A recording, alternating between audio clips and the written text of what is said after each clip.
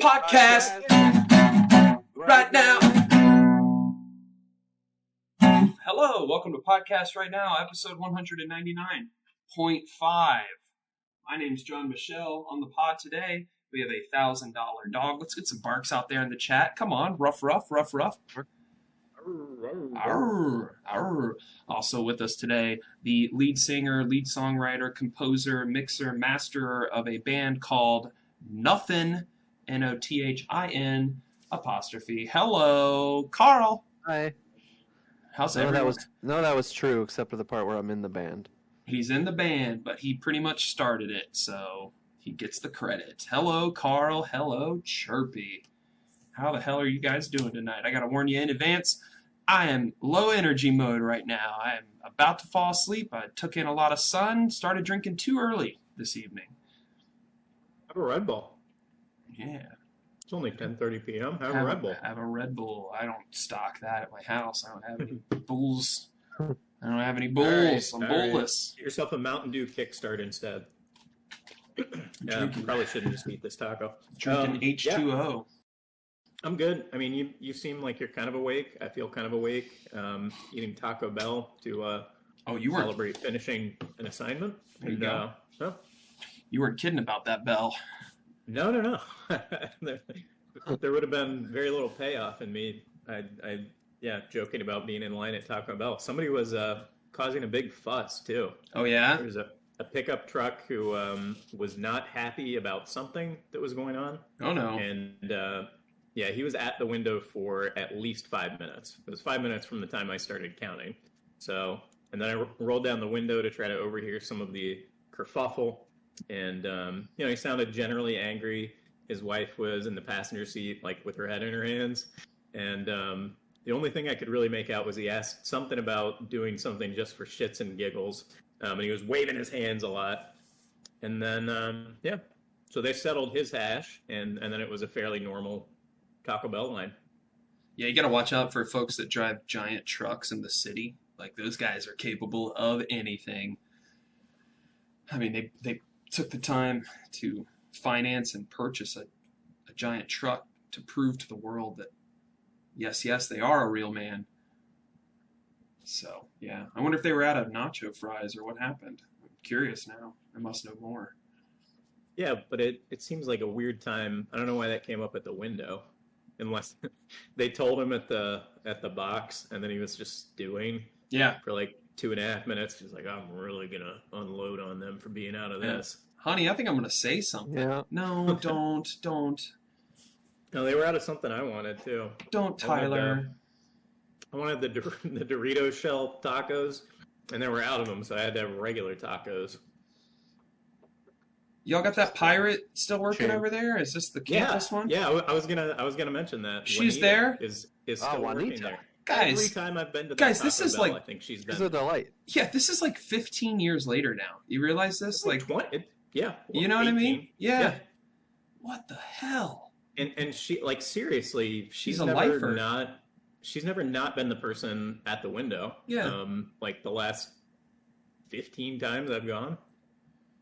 Wow. I mean, talk about a reliable employee, especially in the age of everyone quitting their jobs and getting the hell out of fire, getting out of Dodge. She's hanging in. She's covering all those shifts. She's cleaning up.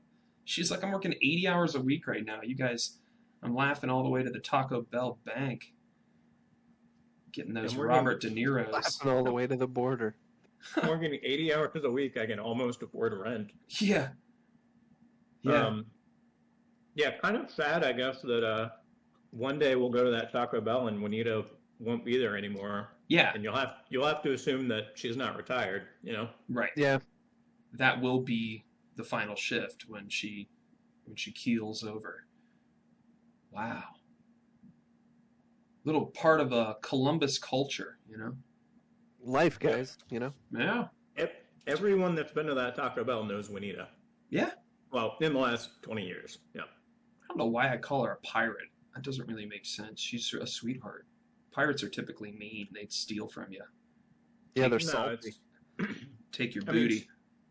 She's got like unhealthy looking hair, and she's like older and sort of like thin in a way that pirates are. Okay, maybe that's it.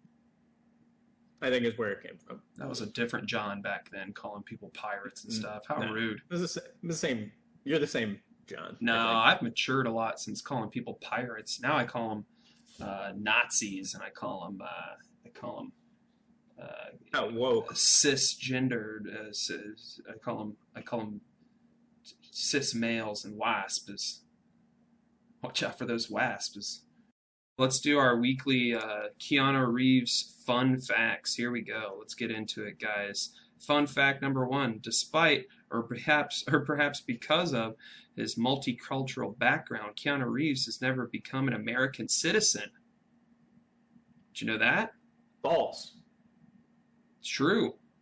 He was born in Lebanon in 1964. He moved to Sydney, Australia, and then New York, eventually Toronto. Not a U.S. citizen.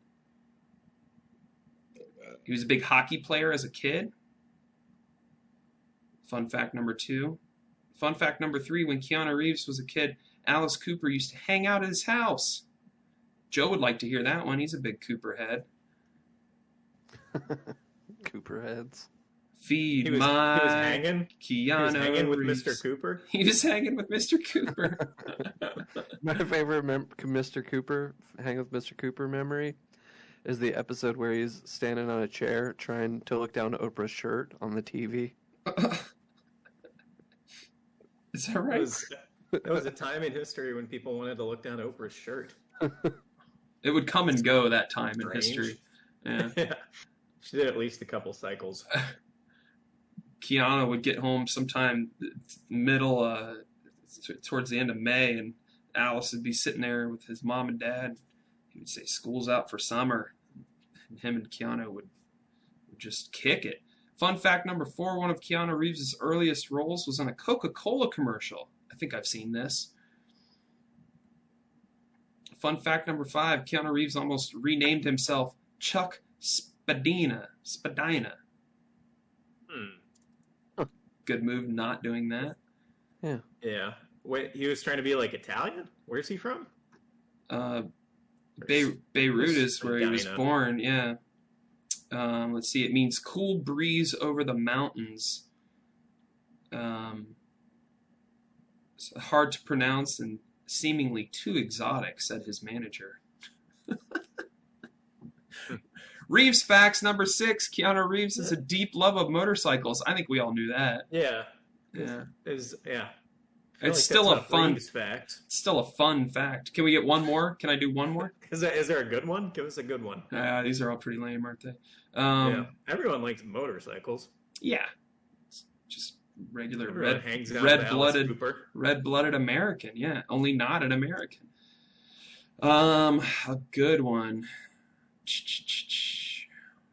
Reeves has been willing to defer his salary to get other actors in movies.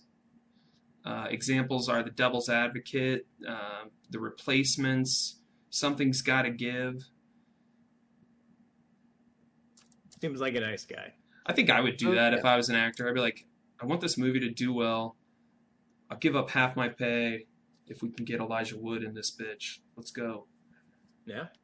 You'd be an investor actor. Yeah. Say, take this much salary, I want this much in points, and then you try to make the movie as good as it can be. Cut that back end deal too. Get those Blu-ray sales. Sure. People ever buy Blu-rays again? I know, right? Physical media. No one does it. Oh, wow. Yeah. My brother, it was funny, he got me the Guardians of the Galaxy video game for Christmas, the special edition. But he's sus. I'm like, I think you found it or someone gave it to you or Someone something. gave it to him. Yeah, I don't think you really bought it for me. And then, who buys that would be like an $80 game, like you know what I mean? Like a special edition game with like a steel tin and probably like a bunch of whatever free loot on the inside, a poster maybe. I actually think the special edition is the physical media that you like might be more likely to buy, but not for Guardians of the Galaxy. Like, yeah, I mean it's a great game. I didn't even know they had a game. Yeah, it's actually it was like a little kind of sleeper hit that just snuck in, and anyways, it was like February and he hadn't like mailed it to me yet, and and then it came to Game Pass, and I was like, hey man, just keep your Christmas gift. Like I'm all good now. It's on Game Pass. I can install it and play it on the platform I would want to anyway, which would be my computer. I don't know. So weird guy. Weird guy. What else? He also bought me Tiny Tina's. Help me out, Carl. It's the Borderlands spin-off game. Tiny Tina's Twisted Wonderland or something. Something like that, yeah. Yeah, so he bought me that, knowing that I've never had an interest or played any of the Borderland games. So I'm like, another solid gift. And then he guilted me when I didn't play it very often with him. I got in trouble for receiving the gift. Yeah. Did you play it? I played halfway through the tutorial, and I was just like, I don't know. You know how it is. The game's going to grab you if it grabs you. I bought the Borderlands pack for Switch and took it back. You switched your mind on the whole thing. Yeah. I switched my mind. I played for like 10 minutes, and I was like, this is the same thing. I was like, meh. Yeah, I tried with those Borderland games. I think I tried 2, and I was like, yeah, good on these. I'm all set. They're visually ugly. They're real fetch questy in the beginning, like a lot of sort of like action RPGs or first-person shooter RPG, whatever you want to call this. But I like that a little bit, by the way. yeah, you're an old World of Warcraft dog. Yes, yeah. Well, I mean, in anything where like you're gonna have to learn how to use like better skills later, I think it's good to like just go out, do this stupid crap, but learn the buttons, like go do it in the wild. Try to actually accomplish something with the buttons, and I think it's good design. I think it's lazy game design. I think you can do the same thing and maybe drive a story forward or do something different. But you and I have always we overlap. We got that Venn diagram of games, but we definitely, I think all three of us have our own different sort of flavor. Yeah, I like an approach, like a Morrowind approach. Yeah, it's like. You arrive on a ship, and it's like, okay, here's a package, get it to this guy, and then the first thing he tells you is, go fuck around and get better at stuff. Here's 200 gold. Yeah. And then come back to me. And you just walk out and then you always run into that one. The fuck you want for a while. You always run into that one lady who's like, my husband's been gone for a week, and I don't know if he's going to come back. Will you go over here and see if he's coming back home? And then you go find the husband, and he's cucking around with another couple, and shit gets weird. Video games, man. I haven't been playing a lot of anything recently. I think that's Fable. You're talking. That's a quest that is in Fable. Is that right? Oh yeah, he's like cheating on his wife, right? Yeah. Yeah, the wife sends you to find out, and you can tell her or not. You can strike a deal with the man. Oh, that's right. Go Paragon or first bad choices. I think I was a bro. I don't think I told. I was like, dude, I got you. Don't worry. Yeah, usually you told the lady. Your wife probably uses a lot of teeth. I get it, bro. Don't worry. I got you. Yeah, it didn't really matter if you were good or bad. You were like overpowered, and by the end of that game, and pretty quickly too. It was like that game was like way smaller than they talked about it was going to be. Oh yeah, I remember it was like plant a tree in the beginning of the game and then come back and it will grow. Yeah. And it was like you were the same thing with horns or a halo at the end of the game. It was I don't think the choices mattered. Yeah, most recently it's been Guardians of the Galaxy, and that is a lot of fun if you get a chance to check it out. It's on Game Pass, PC and console, and then there's something else, but I am just blanking on it. Must not have been that good. It's just like an action? Yeah, straight up, just shoot stuff, and you play as Peter Quill, Star-Lord, and you have your Guardians with you there, and depending on who you take out for missions, they have special moves and stuff, but you sort of do that combat, that like sort of team combat thing where it'll be an enemy who's weakness is electricity or something, so you get Rocket to use his electricity gun on him, and then yeah, it's fun. The graphics are really pretty. The story's fun. The comedy hits, and I think that's a super rare one where you're like laughing at a video game. And the Guardians are kind of funny anyway. Like it definitely takes as much from the James Gunn movies as it does just the comic books. So it's not like fully, Andy Dwyer, and like they don't make the character models look like the actors in the films. But it's yeah, would recommend. It's long too. I'm like only halfway through it, and I put a bunch of hours into it, but check it out. Oh, I'm gonna get some water real quick. If you guys want to vamp for a second, I'm starting to dehydrate. I'll be right back. Yeah, I mean, Carl, I think you should tell us all about your news and your new job, and maybe that will lead organically into a discussion about some other video games. Yeah, well, I got a job in a video game store, independently owned here in Columbus. Play It, Trade It. 3 locations here: Clintonville, you got Hilliard, and you got Polaris. And it's a blast. I'm just talking video games with people all day. We have like DVDs and movies and stuff like that too. That really is it seems like a dying medium. We give like 5 cents on average per DVD when we buy them from people, and like probably like $1-ish, 50 cents to $1 per Blu-ray. But it depends on a lot of things. There is stuff that's like rare and goes for more money when it comes to DVDs and Blu-rays, but if it was just like as much of that as you do the video games.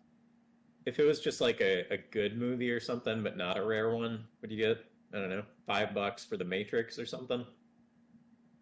Maybe if it was like The Matrix, like 3 Blu-ray set or something. Yeah. Did the original one not get one? Yeah, I think it did. I don't know. Okay. So you guys but not for DVDs. I mean, DVDs really just taking up space. Yeah. At least that's how it goes at that particular store. I think one of our stores doesn't even take them right now, or I don't know. I could be wrong about that. Do you guys play video games during the shift, or do you get to like choose? You got movies on in the background. How does that go? We usually we pick the music. We have music going. A lot of times it's like video game mixes on YouTube and stuff like that. We play video games on our breaks. Yeah. There's a lot of that going on. Plus testing stuff out when people come in with trades. Plugging it in, throwing in a copy of Super Mario Brothers 3 or whatever. You have to play it. Nintendo. Yeah. Play it the entire way through to make sure it works. Mm-hmm. Yeah. That's how you test a Nintendo. You can use warp whistles. That's fine. Do you get like commission or anything, or any incentive stuff? Nothing like that. Wow. No. Well, I was gonna consider like shopping, but now I don't know if I need to. I mean, it's a good place. I've been going there for years. Yeah, I mean that's the place I go when I'm gonna buy an NES game or something. It's just like a I don't know. I mean, I don't hook up the NES that often. I do. I think I'm gonna get one of those adapters though, just because I had a big CRT TV, but it was just taking up too much space. It was too heavy, and I didn't want it around anymore. So now I'm basically not going to play the Nintendo unless I get like an HDMI adapter. So I think I need one of those. I can't remember if I saw that from you or because I get Play It Trade It's promo emails, but you probably get the promo emails. Yeah, I mean I definitely do. I'm not even sure what those cost, but I'm pretty sure we have them. I think I saw $4.99 if I remember the promo email. Oh, there you go. But I don't know. While supplies last. Um, It is just the quality of the workday in general. Even when I'm just like, alphabetizing Switch games or something monotonous that needs to be done in there. Um, it's just the environment and the content make it so much better than other jobs. right. Coworkers good. Yeah, coworkers are all cool. We can wear whatever we want, pretty much, within reason. Sorry, boys. Good time. Oh, that's cool. We were talking about Carl's new role at Play It Trade It. Oh yeah, you must see some of the coolest old stuff. I saw that Thrustmaster you shared with the rest of the group. Yeah. What a Yeah, that goofy thing little is controller. just in the back. Like, there's just so much shit Yeah. in that store. I wonder what they would sell that for. I kind of It's curious. unreal. But yeah, like that looked like the dumbest. Oh, I know. It's like a It was a like a first-person shooter controller. Oh, okay. I was Where like, you is would- that where for airplane games or what? Like, You would tilt. You could use it for that too. Sure. But it did say something on the box about first-person shooters, and I'm just like, that is no. It's like No glorified one wants to D-pad, control man. it like this. Yeah. What generation was that from? I think Doom was one of the games Wow. on the box, if I remember correctly. That makes The, sense. the one game I can think where I'd like to have a wheel like that would be GoldenEye, because I remember like doing the C button and the stick to like run faster. Oh yeah. I don't even know for sure that worked, but it always seemed like it did. Yeah. Yeah, lots of I don't know, ways that I would want to turn a steering wheel left and right in GoldenEye, I think. Yeah. I'm really bad about those type of peripherals too. Like I'll buy them, I'll use them for like a month, and then I'm looking at a couple right now in my office that are just collecting dust. They just sit there. I probably never use them again. It's like, what did I do? $80 controller? Why? You talking about the race pedal? You have one of those? My steering wheel, and I have the HOTAS. Yeah, the throttle and stick for like a flight game. But there actually is a new flight game that's a little less sim called Ultra Wings coming out here in the next week or so that I think I'll probably fire it back up and use it. That Star Wars Squadrons game was pretty badass with it. Give you the tummy twisties playing that game. And it's like a VR game, so you do a barrel roll, you kind of pee a little bit. It's pretty fun. Feel it? Yeah. Your tum-tum. Your tum-tum. But you ever play Pilot Wings for Super Nintendo? the name sounds familiar. I don't think I played it now. I played the 64 game. Yeah, I was a Star Fox kid, I think. Yeah, it was it was a little more like sim, I guess. Like it was still cartoony, but yeah, that was like one of 5 games that we had for a really long time. So I don't know. I remember liking it a lot. I think it was a pretty well made game overall. For Super Nintendo, huh? For Super Nintendo. Flight games back then were funny on, what would you call that, Carl? Like 32-bit, 16-bit? 16. Yeah, 16. 16. Because they couldn't do 3D graphics. Any game that attempted 3D graphics, it ran at like 5 frames per second. And they were super, super simplified.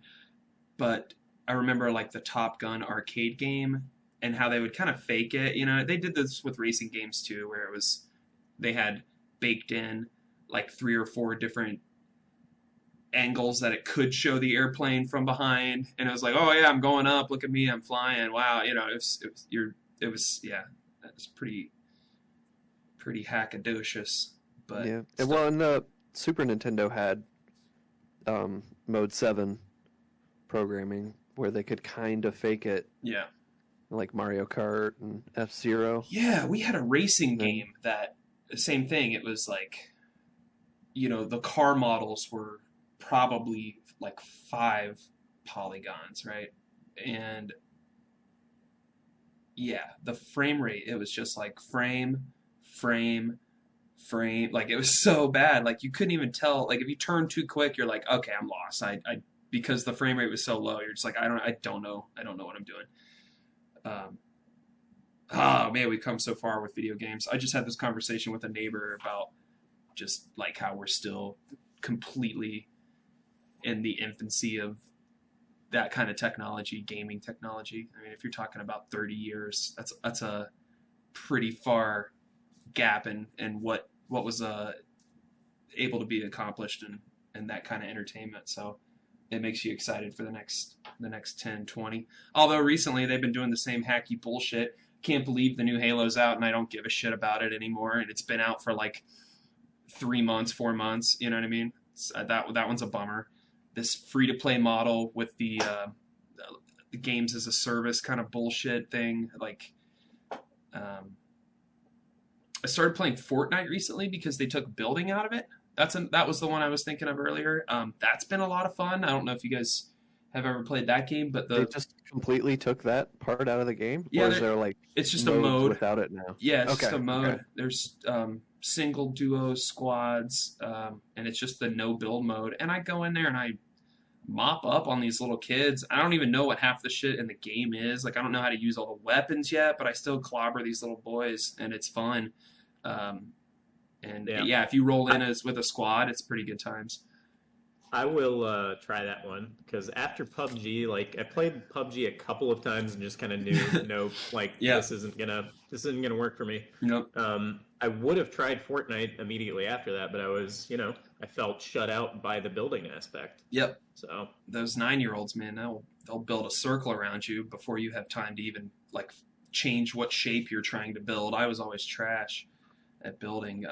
But yeah, this is kind of nice to beat up on those kids. It's like, oh yeah, you have to actually find cover and shoot me. You're not very good at that. That's not how your brain works. Mm-hmm. You build your way out of every little scenario and wait for mom to pick you up from soccer practice, little bitch. I hate these little bitches. I'm almost starting to kind of wish they would just like up the prices for regular titles instead. Like, if this is the alternative to you charging $90 for a new game and it being fucking as near complete as you can get it and bug free and with all the content that you could cram into it, like, oh, let's just do that. Yep. Let's do that, because you could probably throw in a map, a poster or something too on top of that. Yep. I'm with in you the too. Box. Or how about this? Maybe if that extra fuck the $59.99 model. Yeah.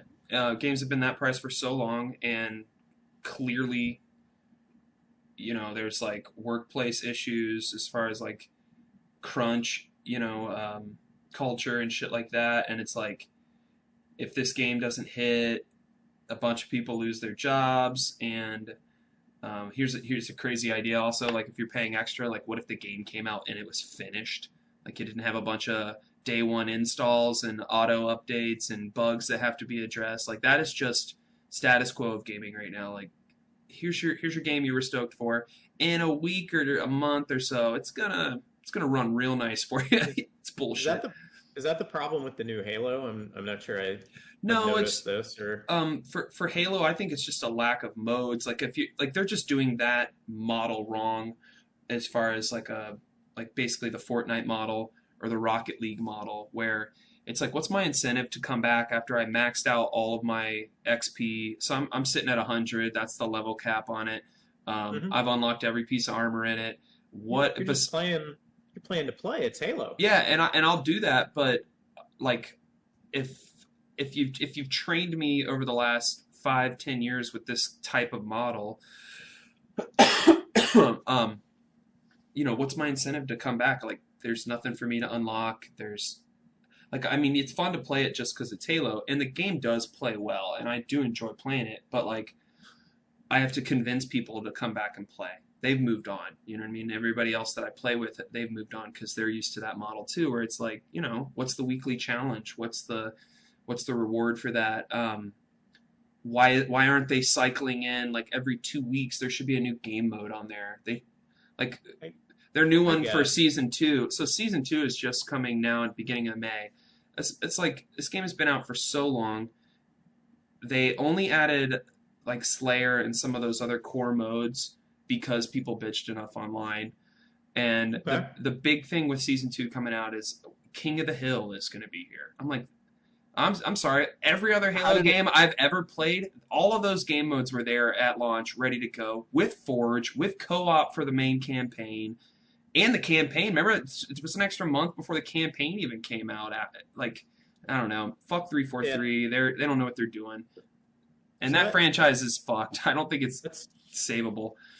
that's a little bit annoying, I guess, if it doesn't have like those game types that you're used to and a Yeah. campaign mode. But I would say like 80 to 90% of Halo, I think, is just multiplayer Slayer. Yeah. Like that's the only like real kind of Halo. And the other ones are like fun to have, but whatever. Yeah.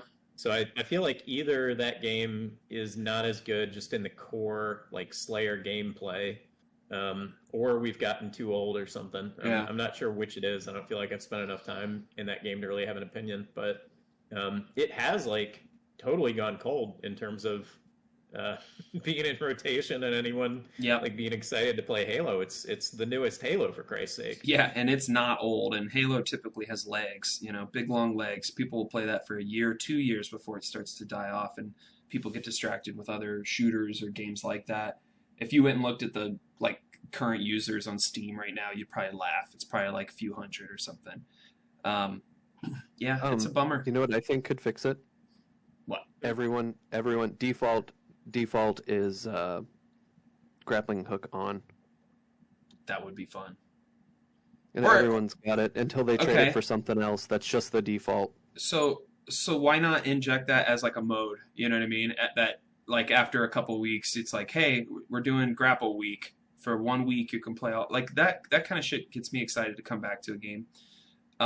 Also, like since launch, they've had issues with like netcode, rubber banding, and stuff, and that's annoying. I haven't personally experienced that a lot, but I know people complain about it. And then the one thing that really bugs me is the no collision detection on players. So like if you go to melee a person, like players go through each other. Like that's no other Halo game has done that. You bounce off of players and you bump into players, and it just changes how the game runs. Because I mean, if you think about Halo's core 3, sort of aspects of the game, it's shooting, grenades, and melee. Like that's why that game is so fun to play. And if one of them you don't even like you'll phase through a person and then you're turning around while they're turning around, you're both side strafing, you get lost to each other and you're like, hold on, where are you? And they're jumping. It's stupid. Maybe I'm old. I think I put jumping in front of melee in terms of the fun things and the reason that game, because in order to have a good melee battle, I think part of that is at least jumping being one of the options. Like it's part of the equation. You have to figure out where someone's going to be. So I always thought jump and that's why I always thought Halo was like way better than Call of Duty. Also, is like if there's jumping, it's happening in 3 dimensions that way. Yeah, your foot game is huge in that, and jumping is a big part of that. You're this Spartan that can jump. You have a 7-foot vertical for some reason, and it's awesome. Have you guys tried the show yet? I've been watching the show. I don't know if you guys have. No, not yet. Given that a chance. Yeah. I thought there was a new game called The Show. Like, no, MLB the show. Yeah, game? Yeah, MLB the I was show. like, what the fuck? No, what's going on here? It's like I don't. Yeah, I've seen the first episode. Yeah, it's definitely not the Halo show you wanted, but I think there's still some fun in there. Like I'm not as hard on it as I think a lot of critics have been. It certainly is making up its own rules as far as like the lore and the story and all that. That's fine. Yeah. I don't care. Yeah, I was actually I was psyched during like the first 10 or 15 minutes where it's like the kids on the planet and they're like doing some weird drug out in the woods or whatever it is. Yeah. So like just kind of based on the production quality of that scene, I think I got overly excited about the parts that were going to be Halo. Yeah. And then when they actually like started fighting, aliens and stuff, I was like, something about this feels a little bit too like cartoony or something. It's like it just feels like a theme park, or right. I don't know. It's like a TV production quality versus like a film production quality. Like, and this is on the side of the TV thing. You know what I mean? Right. And it makes And sense. Yeah. they led into it like it's going to be film quality because I thought like sort of came out of nowhere as far as I know in terms of being canon, but all the little scene they had with the people on the planet, like seemed like they were building to sort of a rich, like we're going to build a deep sort of world here, and then it was just the separatist on Madrigal or whatever. Yeah. Well, and I don't know. We're so spoiled with the quality of TV shows in the last 10 years. You know, and it's turned into this thing where it's like shows like Ozark and Breaking Bad, and like there's just so many shows that every single episode feels like a really well done movie. Even effects based shows, Mandalorian comes to mind, or some of the Marvel shows, WandaVision. I've been watching Moon Knight recently, and like even those like they feel like, all right, I'm watching the movie that was just released in theaters 3 months ago, and I'm watching it at home. And then when you see something that's a little more like Secret World of Alex Max, like visual effects. Hey, Watch slow it. down. Yeah. Slow down, sir. Yeah. But you remember how she would T1000 and I don't mean, maybe I'll pick another show. Pete and Pete. Yeah, the Goop. Yeah. The Goop looked Yeah.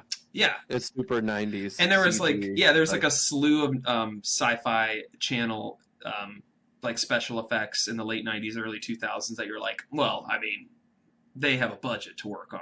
These they're not getting the same CG guys as, Star Wars and Jurassic Park and, the really pretty movies, but it's just weird to go back and see that in a show. And it's not egregious, but it's also just noticeable. It kind of pulls you out of it a little bit. What do you guys think about Johnny 117 pulling his helmet off? Do you care? That doesn't bother me. Yeah, I don't care. Yeah. How you gonna have a show with just a Spartan and the helmet the whole time? Like, you could, if someone could do it well, I'd like to see it. Well, and we did it already with Mandalorian. Probably. You know what I mean? Yeah. They kind of already milked cool it. Mandalorian's good. Yeah. Sorry, Kev. I always thought it'd be cool if the Master Chief was like LeBron James, but You've always said that. other than that, I don't have a problem with the helmet. No, he's supposed to be a pale, bald ginger, according to the lore in the books and everything. Huh. Yeah. Okay. I don't even really remember, but they made him like kind of a racially ambiguous but like darker complected white guy. Is that right?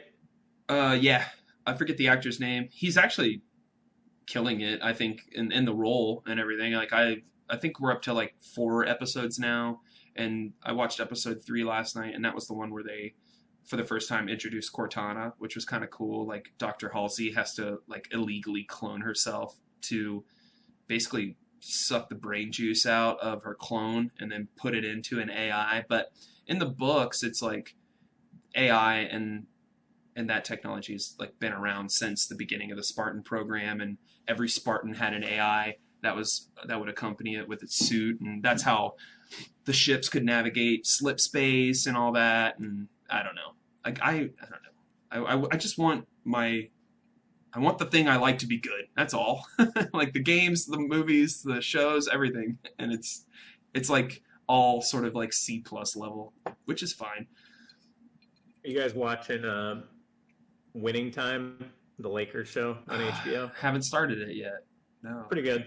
Yeah. It's good. Like it's good couple watching. It's good to have that show that you watch with the wife. Is this a binger or is this HBO? So it's weekly. They do a new episode. It's week? weekly. Yeah. Okay. I mean, definitely you feel the kind of urgency where you would binge it if you had the whole thing. Cool. And I think we're like 8 episodes into it now. Oh, that helps. Like that helps. Yeah. But yeah, it comes out Sundays at 9, so we usually watch it like the following Monday. Okay. I watched John C. Reilly. Yes. And then a bunch of people that aren't especially famous, or like Sally Ride or whatever is his mom, but she's not that big a part of it. Okay. Yeah, I'm excited. Do you like the guy that plays Magic Johnson in it? He looked cool in the trailer. Yeah. Yeah, I mean, I don't know how true to life any of it is really. It seems like they're playing a very exaggerated version of magic. I'm guessing, but Okay. yeah, he's just always smiling and Being amazing like at playing has basketball and yeah. just has an infectious smile, and you're happy for him. He makes you want to be better every time you watch the fake Magic Johnson. He seems a little bit dim, I guess, from some of the interviews. Like they do a little 3-minute cutscene hmm after each episode, and every time they have the actor that plays Magic Johnson, like he just seems a little bit not, uh, you know, the world needs ditch diggers too. A character I can relate to. I love it. Yeah. Um, I watched the Abercrombie and Fitch documentary on Oh, Netflix. don't spoil it. Not for gonna me. spoil I think it. I'm gonna check this Yeah, out. would recommend. You guys will remember like all of this because it's Hmm. totally our generation of going to the mall and walking by that store that only the cool kids could go to, and jeans were Yep. $70, and you were bummed about that. And That was a weird. I mean, maybe it always worked like that. I don't know, but yeah, when we were like eighth grade, I think was kind of the heat or the height of it, mhm. and yeah, The I mean, it was apex. like it was like Abercrombie and Fitch, and then if you were the next step down, then you had like American Eagle or whatever. Right. But there was like the social hierarchy in middle school was literally just how much Abercrombie and Fitch you had. Yep. Um, And I remember Kevin. Literally. Yeah, Kevin, God love him. I remember, Bertusini? like, yeah. Yeah. He would like check. He would check people's tags because there were also like fake Abercrombie shirts that you would buy at the Flea general market or store. something. Yeah, dude. And so yeah, if he saw a person without much money that was wearing a thing, he had to check the tag, Oh and it my was all. god. But I mean, it was like obvious which ones were fake anyway. Yeah, But, yeah. yeah. That was a Um, weird. That was a weird adolescence. But again, maybe not. Maybe that's just how it always works for 13-year-olds.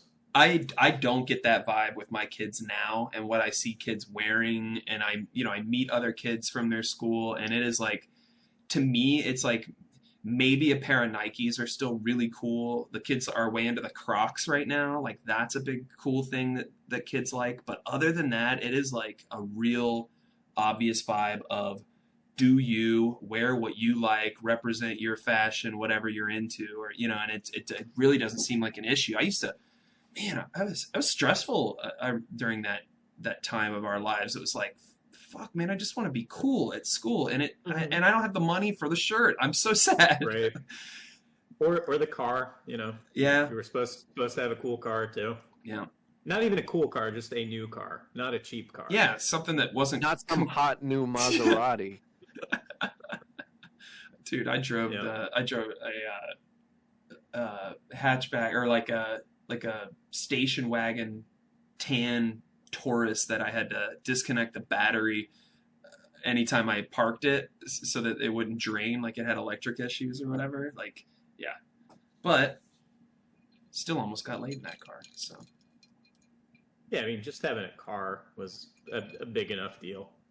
oh yeah, And man. That's a Yeah. ticket to freedom, baby. yeah, if you're a kid, you just needed a car. Yeah. Nobody expected you to have a nice car. No, It was just if your parents had a shitty car, then you can't be cool anymore. yeah, that's fair. Yeah. Yeah. The other documentary I watched was all about Bill Nye, and I would also recommend that. It's not like a Bill Nye show, like, hey, let's learn about science and stuff. It's more about like sort of his rise to fame, why he got shit on, why he disappeared from sort of pop culture for like a good 10 years, his debates with other sort of anti-science people, anti-climate change people. That was a lot of fun. Him button heads with like religious types. So that was a good watch. Netflix killing it with the documentaries recently. I love it. So check that one out too. I'm watching Game of Thrones finally. Oh, there you go.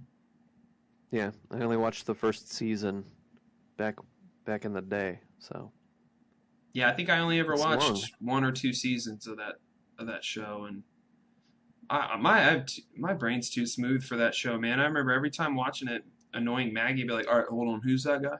Like, I know. Yeah, why I'm do like, I? I like Tyrion. Tyrion's cool. Why are we caring about He's him? the only Who's this one. dude? Yeah, Yeah, too yeah. many characters, man. A lot of characters. A lot of stuff happening all the time. When your show has J plot lines and G plot lines, it's like holy shit.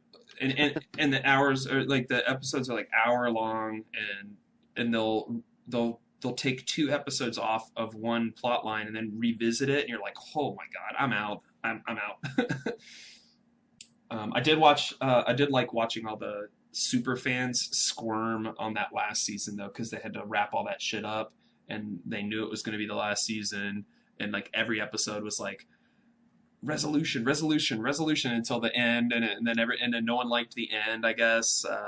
Yeah, so I enjoyed watching Yeah. other people not get what they wanted. That was fun for me. I typically do enjoy that just in general. Almost hit, or go ahead, Kev. No, I was gonna take us in a totally different direction. Maybe Same, yeah. there's a couple choices. I know Couple ways we got could go. options. It's been so long. I guess I'm stupid. I want to talk. I want to do the Chris Rock and Will Smith thing. Yeah, I feel bad for having an opinion, but I know. I do have a couple. Do it. And so yeah, the first thing is I don't know. It does creep me out, like how much it seems like they sort of decide what we're going to talk about. Because like the next day, The like, lizard people. my family thread was blowing up. Oh yeah. And it came up several different conversations at work. Someone had an opinion, and like 2 or 3 different people opened the conversation with like, "I don't care, but." Oh right, yeah, Like, yeah. they had to get into it, and I was like, "Don't fight it. I've got an opinion too." It's fun. It's fun. Yeah. So I guess I feel like I kind of nailed it in terms of nobody really knows what's going on, but I think we kind of do. So like my first reaction was so not fake, first of all. Agree. Probably not fake anyway.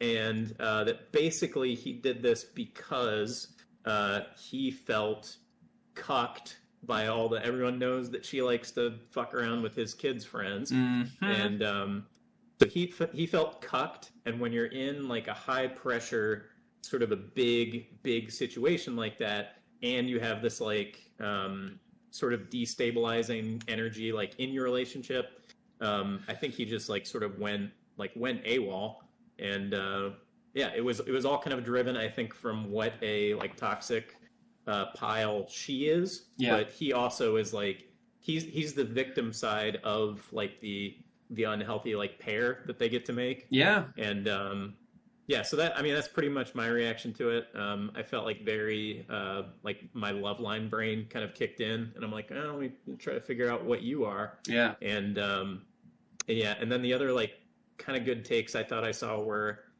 when Rogan was talking about it, he made the point that like he kind of looked like he was doing it like in a movie or something. Like he didn't think it was like it's not real in a way. Yeah. Like we're all actors, and this is like the award show for actors. So like kind of nothing I do here matters because like it's just make believe, even though I'm the only one that knows I'm going to do it.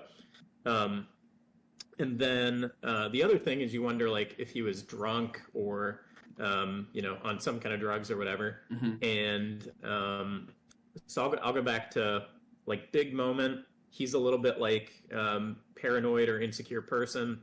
I think he could have been on some kind of like tranquilizer to like make him not go into a panic attack just from like being at the show and getting best actor and all that stuff. But something like an Ambien or like a relative to Ambien also has the property of like making you do super weird shit and then not remember it later. So yeah, those are kind of like my observations or theories about it. Yeah. I align, I think, on a lot of that. That especially what you said about how she's kind of a piece of shit and he's on team piece of shit. So like he still has to rep her, you know what I mean? Like he's already in too deep. He's not going to change his mind now, right? Like I saw a couple, like when I was really deep into it, I saw a couple really weird interviews. There was one where it's him and her. This one's a pretty famous interview, and they basically talk about the nature of their relationship and it being kind of open, and her, getting some outside D, and them talking about open, it. It's open, and it's her idea. Yeah, and it's 100% her idea, and he's just going. And he's like smiling along, like, this is just the future of how people have relationships. It's like, no one else is doing that, dude. And then the other one I saw was like, sort of like an actor circle, like actor studio thing, where it's like a bunch of heavy hitters at the table. Will Smith, like Samuel L. Jackson was there. Maybe a Benicio del Toro or like a Javier Bardem or whatever that other guy. I don't know. Some heavy hitters at this table, and he's having this like sharing moment with all these guys about how, he always wanted to be the best he could in his movies, and how he felt like that was a way for him to just prove himself as a person in the nature of like how he was raised, and how if his movies weren't good, then people would never be able to love him or like him or whatever. And if you look at like, they're all just like laughing in his face at how ridiculous of an idea that is. I think a lot of those actors probably maintain some sort of like, the way they function is more like, I like to do this. It's my skill. It's my art. It's, I enjoy acting. And so, if you're one of the top guys, you're picking your projects, you're picking the roles that, you want to put yourself into and invest yourself in. And it was just so awkward, because he's like thinking that maybe there would be some commiseration, and that he's looking around and they're all just like, you're crazy. You shouldn't hinge your livelihood on, whether or not just people like you based on, what you're making or whatever. And also, like, they thought it was ridiculous. Like, if you are going to base your self-worth on that, you as Will Smith, like, should know that people love you. And you've had a bunch of bangers. Like, you're up there on the list. So they probably thought they were like just being supportive by kind of laughing him down. But if you come from a certain place mentally, then you'll just sort of feel no. Like it was specifically Sam Jackson's laugh. It was definitely like a, we're not friends and you're crazy and sad for thinking that kind of laugh. Like it was like, you got to see it. Like Sam Jackson had the kind of laugh going that like, I feel bad for laughing this hard, but I can't control myself. This man is broken. You know what I mean? That kind of shit.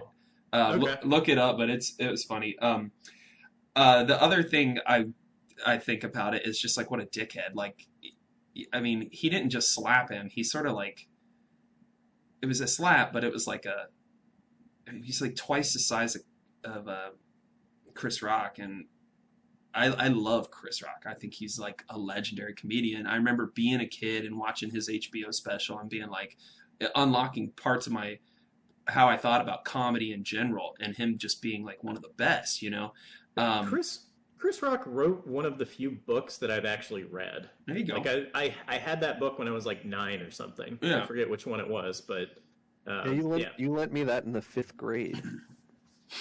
And so, what a dick. I mean, just because out of the two, if I had an opportunity to, like, I don't know, be a part of a live show, I guess Will Smith isn't doing live comedy, but I don't know, if I had to pick, I'd go Rock every day.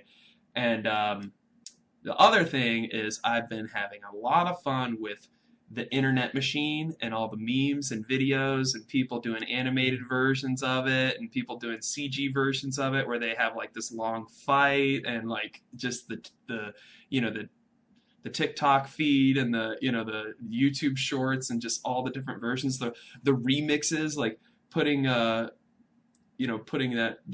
audio clip of "Keep My Wife's Name Out of Your Fucking Mouth" and the beginning of a heavy rap track, and like that being the opening line. It's just like, yes, dude. So I do appreciate all the creative minds out there cashing in on that and putting their twist on it. So that's one of the nice things about this world, is when some crazy shit like that happens, it's like, you don't just get the crazy clip. You get all the different iterations of it and people's twists and takes on it. It's so fun.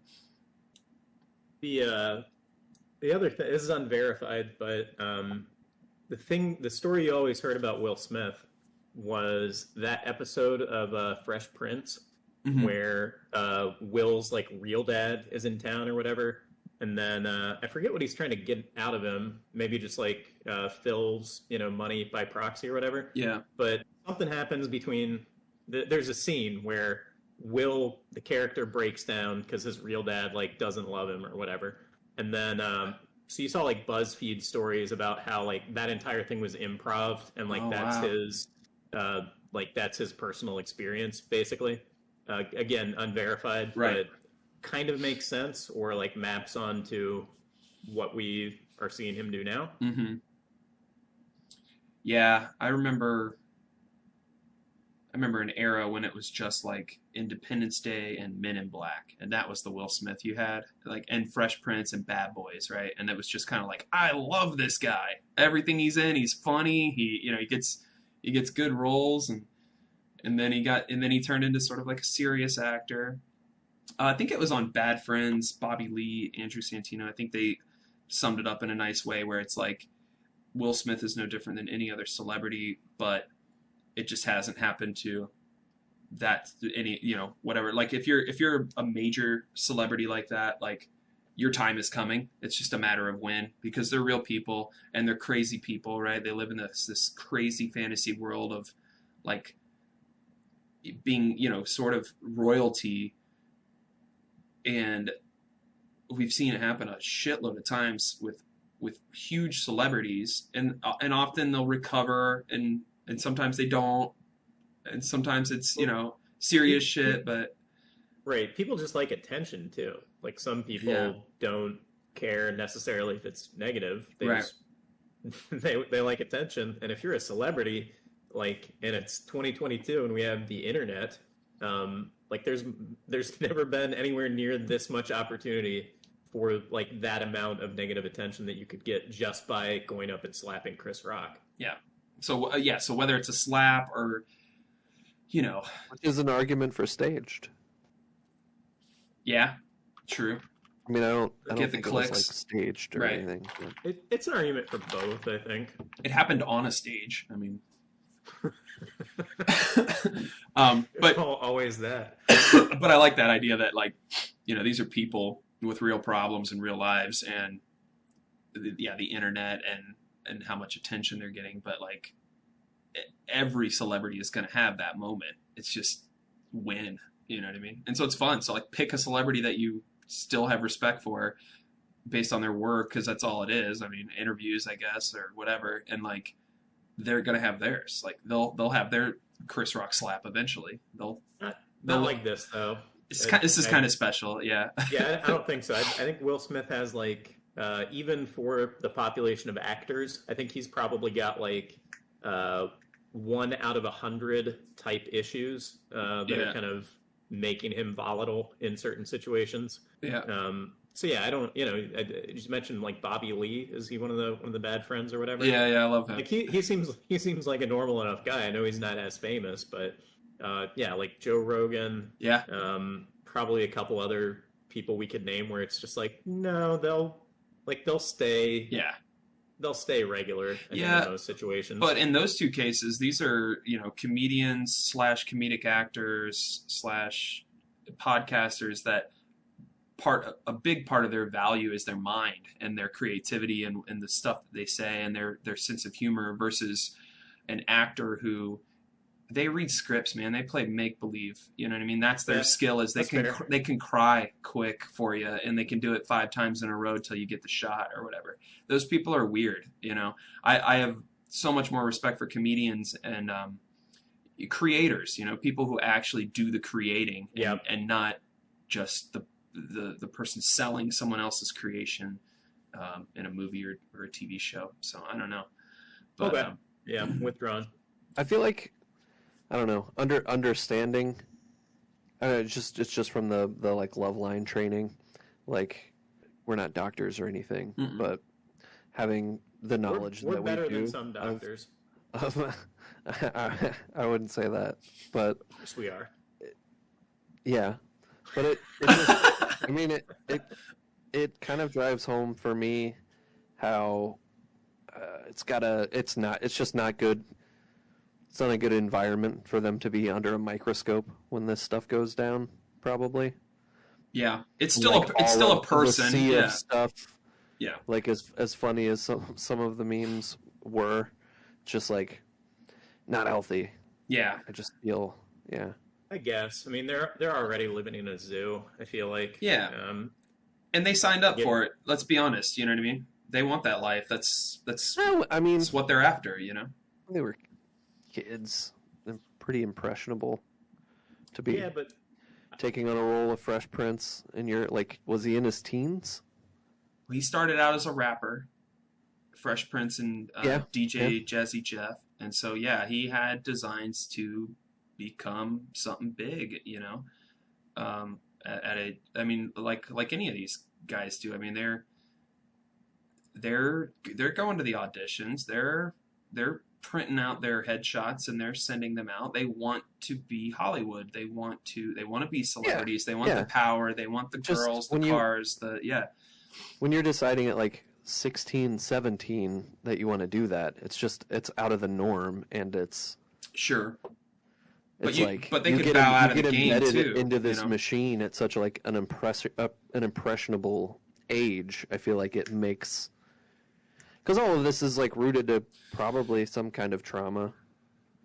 Oh, sure. For Yeah. all of everyone that's been mentioned today, the Ambers and the John Depps and the Yeah. Will Smiths and the Yeah. Jadas, like but it's all probably tied to some level of trauma, and then like the celebrity stuff just makes it worse. Yeah. And yeah, I mean, of course I guess it's the trade-off. Fucking listen, Carl. Never feel sorry for somebody who owns a yacht, man. That's what I'm saying. Like, fuck these guys. Yeah. They are for us to There's talk that. about. They are for us to laugh at. They are for us to go and see in movies and hate or love and judge or whatever. They are celebrities. But It's but disgusting. there's- It's the dirty yeah. side of the reality of like what we do as a society, and I think it is gross. Like, there are oftentimes people like us that kind of get plucked for their talents into being rich and famous. They're not. I don't hate them as much as I hate like corporations. mm-hmm. Yeah, sure. I like that. I mean, at least there's a. Well, I mean, that's why they're endearing. Is we get to Well, we and I get to don't- join them. I don't hate them. We get to go on adventures with them. You know what I mean? That's what's so great. And I love I'm to stop. like film. That is like my favorite mode of entertainment ever, and it probably always will be. I love video games. I love comics. I love a bunch of shit. But like, there's not much better for me than the escapism provided by like a really solid movie with good performances and well written story that sucks me in and all that. Yeah, I don't know. I just think it's like, if you're signing up for that, that is a reality of what you're signing up for. Is you get to be the clown or the hero of a bunch of losers in the United States and around the world. That's the other funny thing is like we're Americans, but Hollywood and our film industry is number one globally, and the whole world gets to see the new Marvel movie. The whole world gets to watch the new Will Smith movie, whatever it is. And yeah, I don't know. It's a bizarre. I wouldn't want that life. You know what I'm saying? Like if I had to be like a mega celebrity, I would want it to be for something like music or comedy or an artist or something like that, where the only thing that's expected of you is they're not bringing you out on a red carpet so that 70 people all relatively in the same position can get the same photo of you in your tuxedo, and everyone gives a shit about who you're dating, and everyone gives a shit about who your kids are and all that. Like that sounds like a horrible nightmare to me. But I think there's some celebrities Describing the life of Tim McGraw. yeah, Garth Brooks. No, but I mean there are certainly some super celebrities that handle that in a different way than others do. Some love it and they soak it up like a sponge, and others you don't like. Daniel Day-Lewis, he's the GOAT, okay? And you don't ever hear about him doing anything other than what is his next movie coming out. I feel like he does a movie and then he's like, okay, I'm going back to my ranch, wherever the fuck I live, and I'm going to try as much as I can to not be a celebrity and have a stupid, crazy, you know, in the headlines every 2 weeks life, you know. And there are some people that maybe it's just a personality type or something that they love that shit, man. Remember during the Pandy Wandy when the Imagine All the People thing came out, and then there was also the BLM video that came out with like all these celebrities that were starved for attention, that were, you know, never again will I look at a black man and think that I'm, you know, like, do you remember those videos and stuff? That shit is disgusting, and that is like those type of celebrities where somebody calls somebody's agent and they're like, hey, a bunch of celebrities are putting this thing together. Chris Pratt's going to be in it. Gal Gadot's going to be in it. Are you down? And they're like, yes, yes, yes, please. Oh my God. I would love it. I would love it. Please. Oh my God. I haven't been able to sleep. People haven't seen me in so long. Oh, because movies were closed, you know, I don't know. It's these, some people, they fucking deserve it, man. You play stupid games, you win stupid prizes. Right. So I think, like going back to the trauma history or whatever it is, like I don't think anyone deserves anything necessarily, or like that's what I believe entirely. Like all the three of us are just acting out our genetics and what happened to us as kids also. So like, yeah.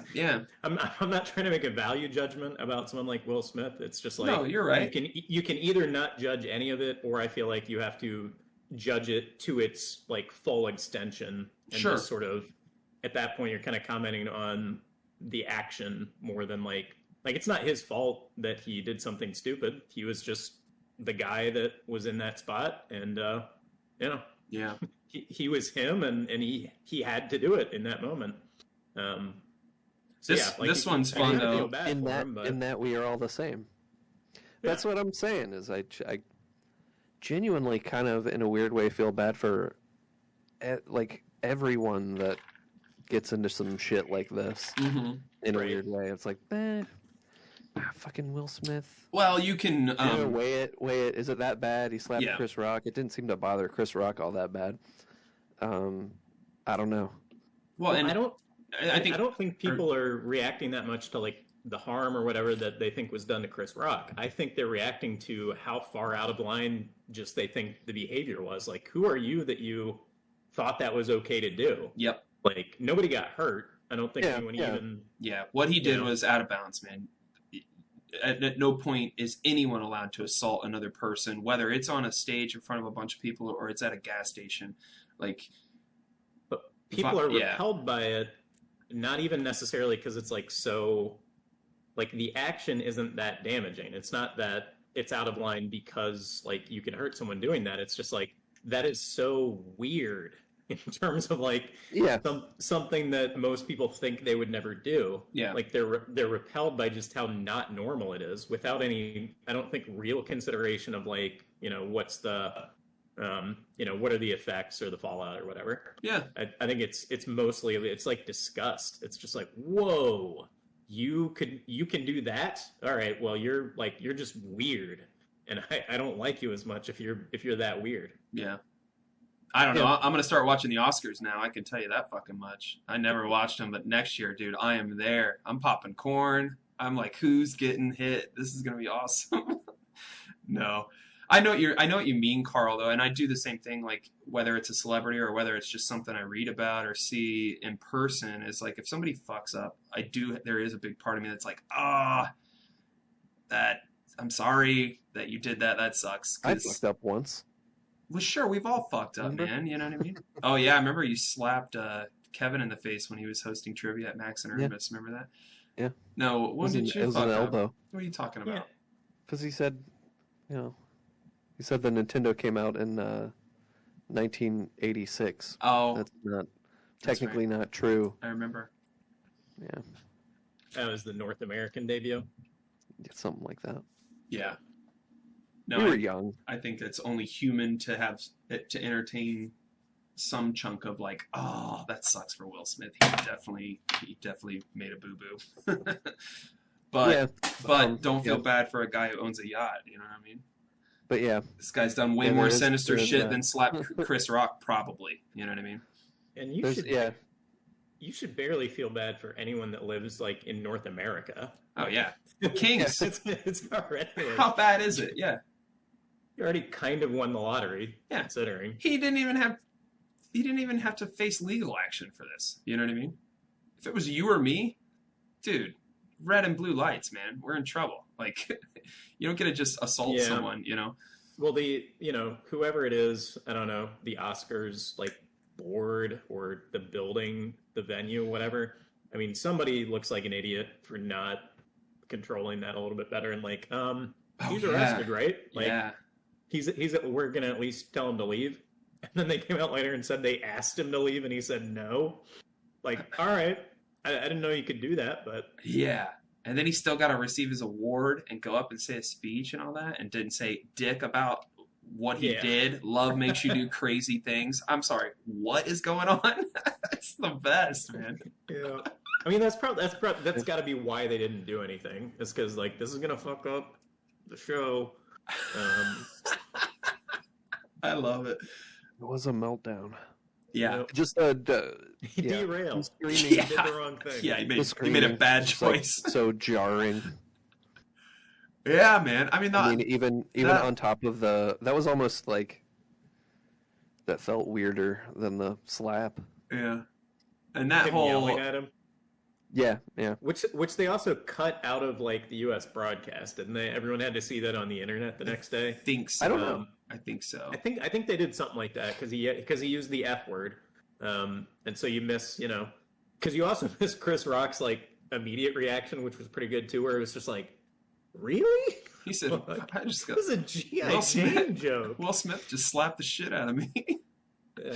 And but yeah, you see Will shouting him down or whatever, and he's like he's shaking. I mean, you can tell he's not really in his right mind.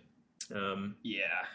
He's having a panic attack or something. For me, it's like watching a nature video, dude, and it's just like some crazy shit that happens every single day in nature, like a falcon just ripping the face off of a smaller bird or its prey or whatever, and it's just like, man, this is how things happen sometimes, and that whole event is just a giant circle jerk anyway. So it's like, who cares, man? I can't care about all that shit. It's just it was fun to watch for sick reasons. You know what I mean? Like it was.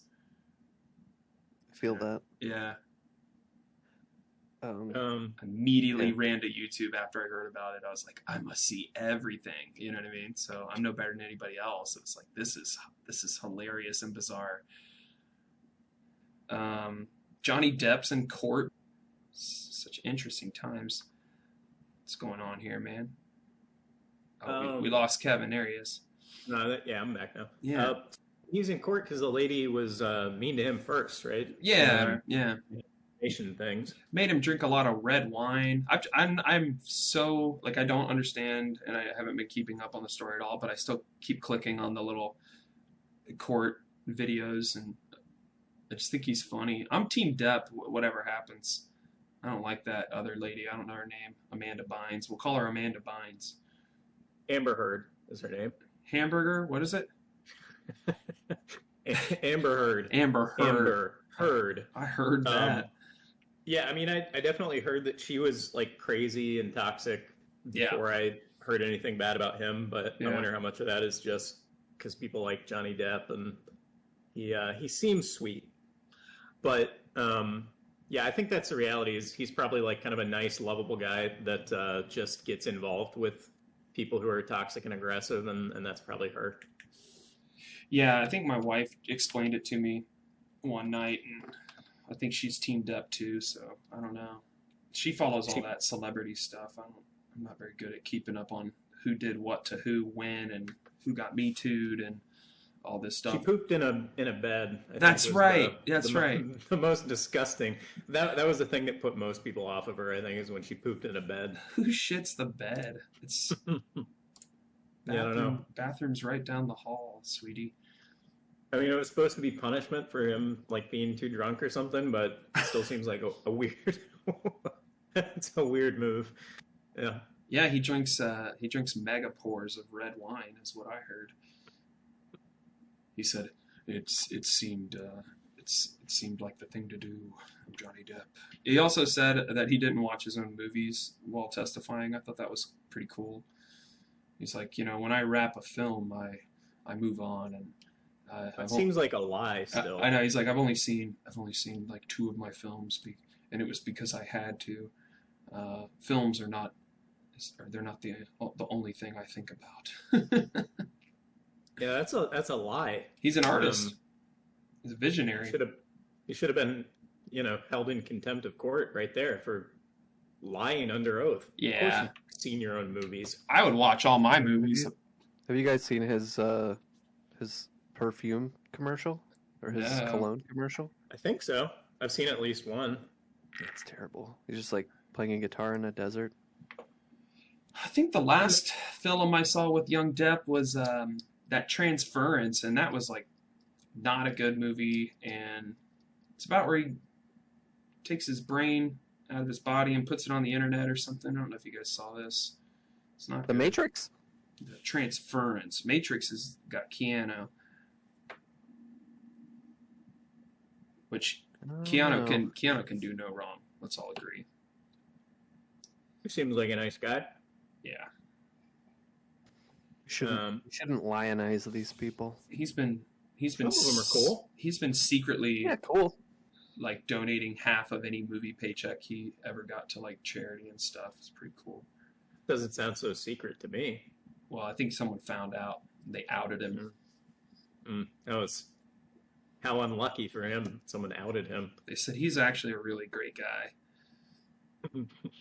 Now, Carl, I think you lionize them like by accident, just because it's somebody that like everybody feels like they know at least a little bit. So when you talk about Keanu Reeves being cool, you're really talking about those people in your life that have these characteristics that he has, except then accidentally they become better than they actually are, just because everyone like knows. I don't know what I'm trying to say, but yeah, like lionized by culture somehow. Yeah. It's like they get credit for who they are, and then they get credit for like being the person that everyone knows as that. So it's like they're responsible for.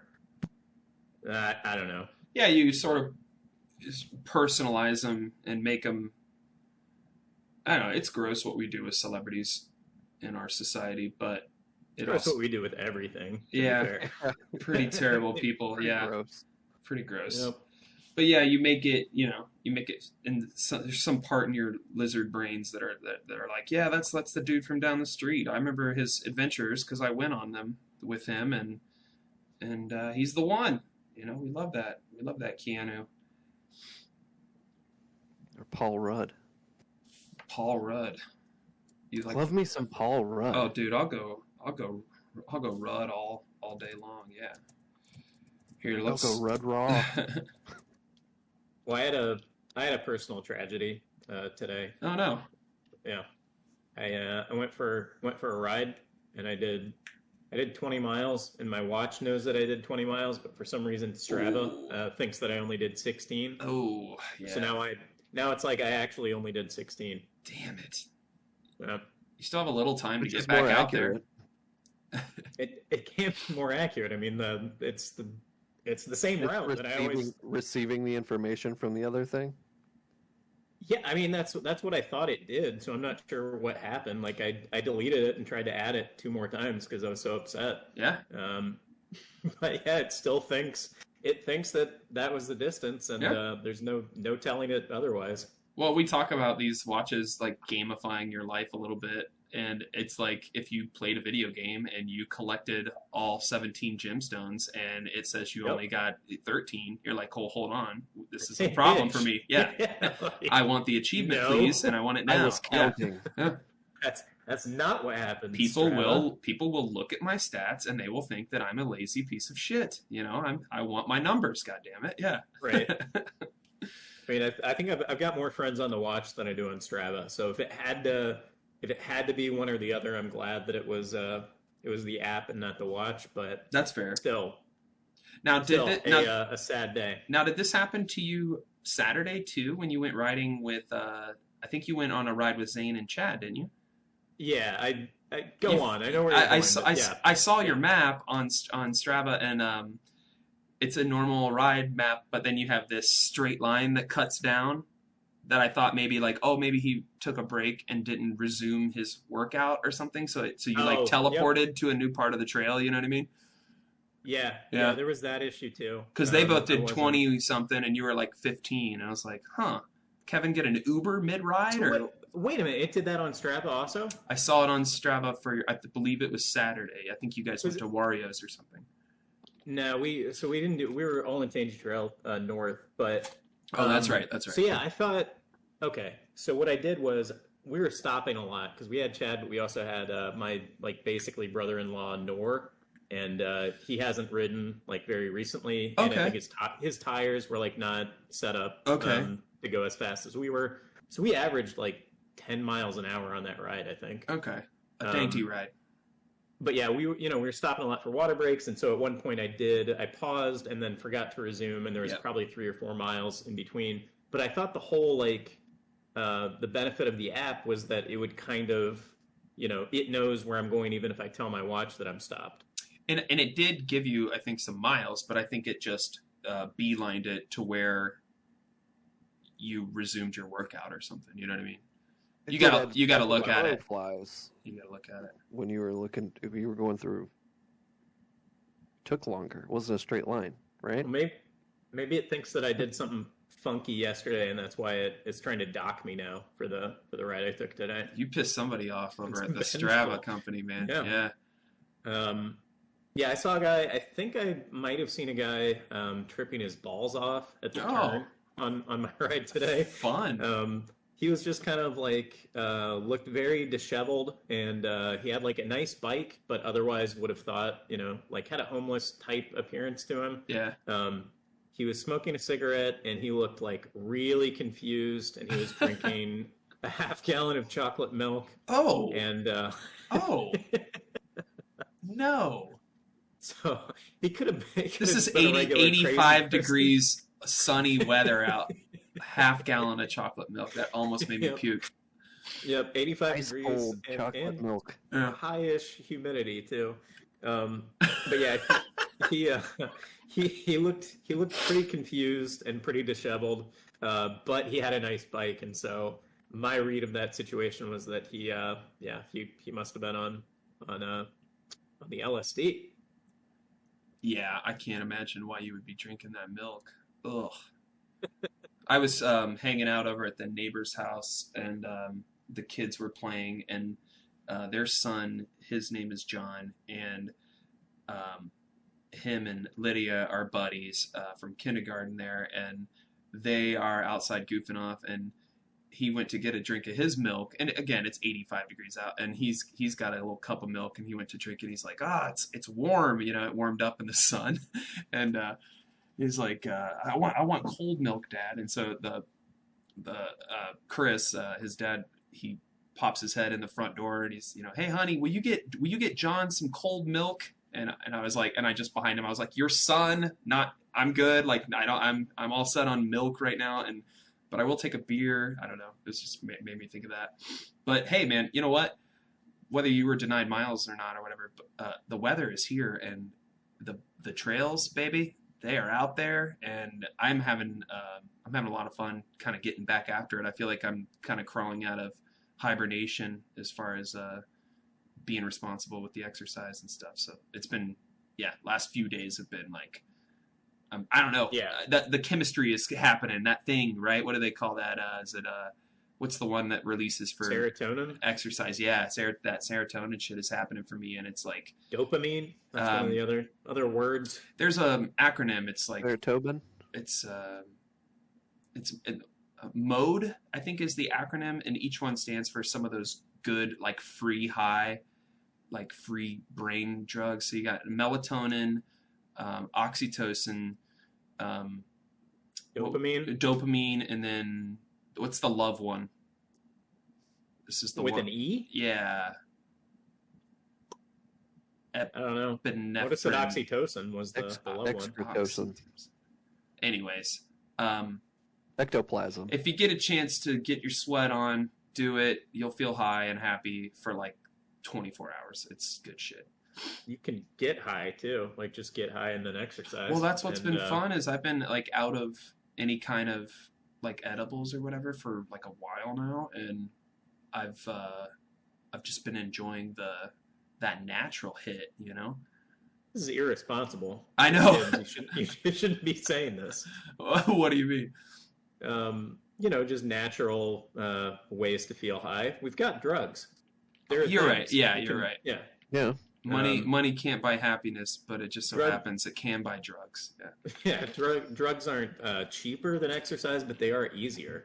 This is true, and they pair well with exercise. These kinds of drugs, anyways. Yeah, maybe not LSD. You might find yourself parked drinking a half gallon of chocolate milk. Maybe don't use that one. Yeah. But some Beat Saber. That'd probably be a good LSD workout. Oh yeah. Maybe. I don't know. You want to be careful with your dosage. You don't want to go full trippy because you might fall over or hit the wall or something. I don't know. It's so funny. I with this. So I've quit the trivia job since we've done a podcast. Yeah, this is big news. Yeah.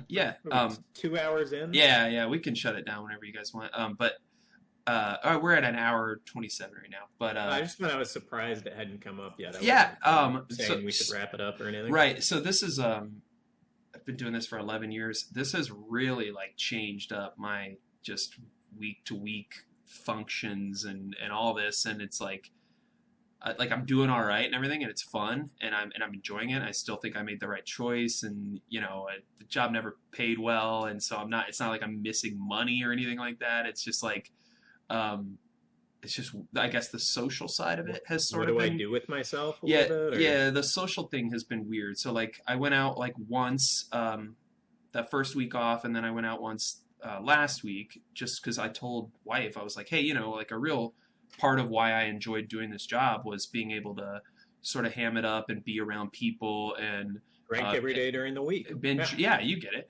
And but no, a big part of it is, there's like 20 kind of acquaintances slash friends that are like, I look forward to seeing these people and checking in on their week and chatting with them and joking with them and having a social time.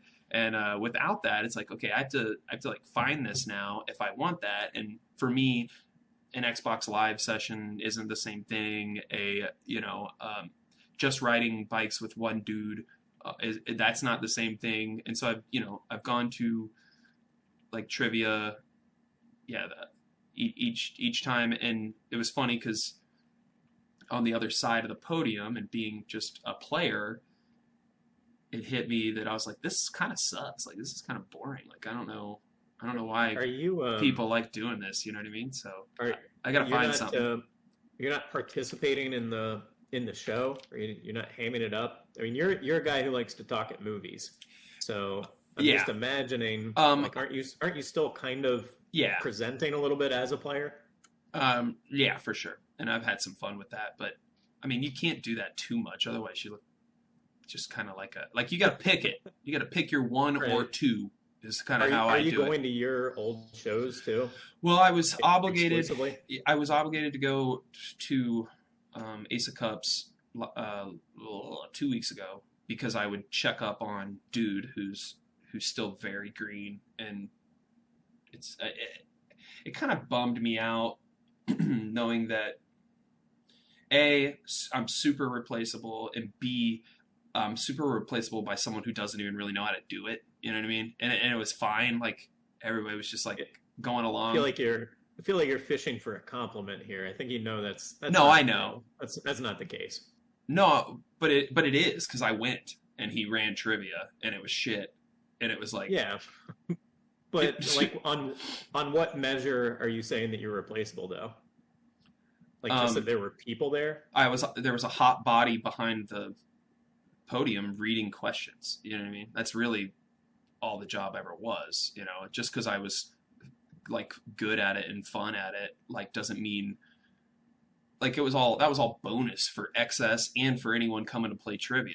They didn't. It wasn't. It was like going way above and beyond when I mean, it's doing the job better. right. Like so that, But that doesn't matter at all. Like it does to the people who played probably, but like yeah, as far as my pay was concerned or any kind yes, of yeah. So yeah, I like mean my that's the part that the company owner didn't even come to my last show 11 years, you know what I mean? right. Carl, cheers, thanks for coming, that was awesome seeing you there that night. It was fun. Yeah, and so you know it's just kind of like I I don't know, mean, yeah, and there's a you negative you side of me packed that that place for your last yeah, show yeah, that too. was It epic. was like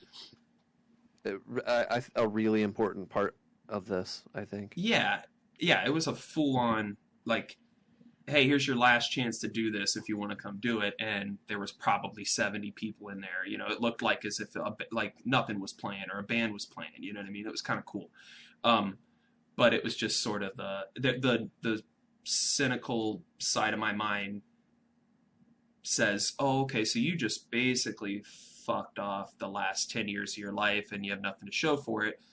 But I know that's not true because I made a lot of good relationships. I learned some performative skills that I will use in you know, going forward and things like that. I was able to be creative in a way. So there was that sort of part of me that got that itch got scratched. And it afforded me to what I want to do and what I am doing right now is making art and doing the freelance artist thing and working for myself. And had I had a different job that asked me to come in 9 to 5, you know, maybe I don't have those hours in the day to develop you know the skills to where Yeah. I am now, right? Like that's just time that I wouldn't have had to a be with my kids during the day and be a dad, and then you know be you know fucking improve my craft, right? Level up Yeah. and so I think about it a I bunch of different ways, but it all still like when you exit and it's done, it's like cool, no one cared, forgotten in a week. You know what I mean? It's weird. It's just weird. Like so I don't know. no, I think I don't know, you're in a mood about it or Probably, something. But probably. Yeah. I mean, most people have regrets or whatever, or Yeah, feel like we've wasted our lives for different varying stretches of time or whatever. sure. I mean, there's value just in having entertained as many people as you did for 10 years or whatever. Yeah, Um, and I heard it's so many nice compliments and stuff. You know, people messaged me that couldn't make it with you know nice, just hey man, that was like something me and my buddies did for 3 years, and thank you, and you know, so I got a lot of you know a lot of that, which was really good to hear and nice and everything. But it it's unfortunate ish, I guess, that the money was never really like commensurate with how much better you were doing it than everyone else. yeah, But yeah, I mean, I the owner didn't come out, and like that's maybe he was really tied up, or maybe that's just kind of a he bad look. was. But Yeah, he was. he's in He's sort of a good weird people. position where like I don't know that he could have paid you real money. Like you're not. That job's not designed for someone to like be as good at it as, Not as you were. no. Like I always it's not.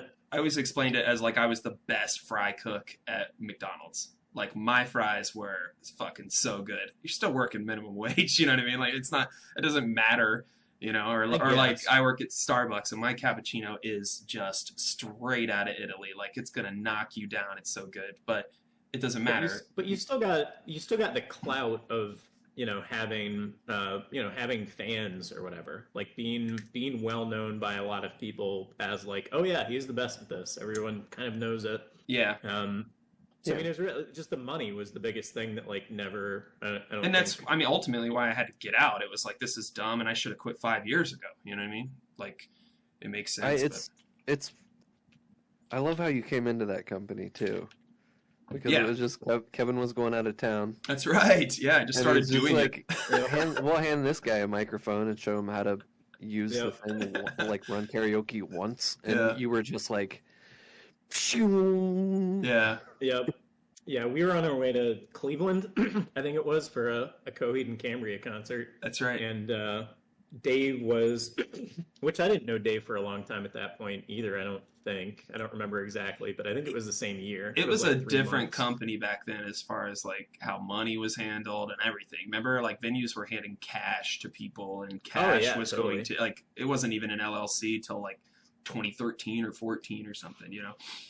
But so the deal was I wanted to go to a concert. It was on a Friday, and I normally had this karaoke show. But I wanted to go to the concert, and I was like, John can do this.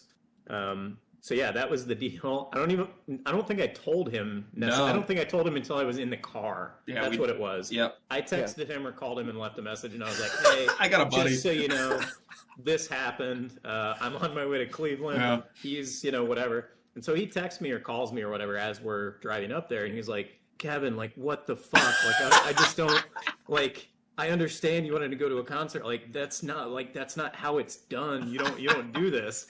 And, so, some of that holds true anyway, but I remember just telling him, like, I was like, Dave, like, I don't know if I said, like, trust me or whatever, but Right. I'm like, you're going to be glad that I introduced you to this guy. Nice. And, just whatever. If you're going to be mad at me, we'll get over this. Yeah. Because Yeah. No, I remember the first time talking to him, and I think I did a couple other shows before I even talked to him. You know what I mean? And I'm like, hey man, so I should probably like fill out some tax info with you or something. Like I've been driving around with all your equipment for a couple weeks.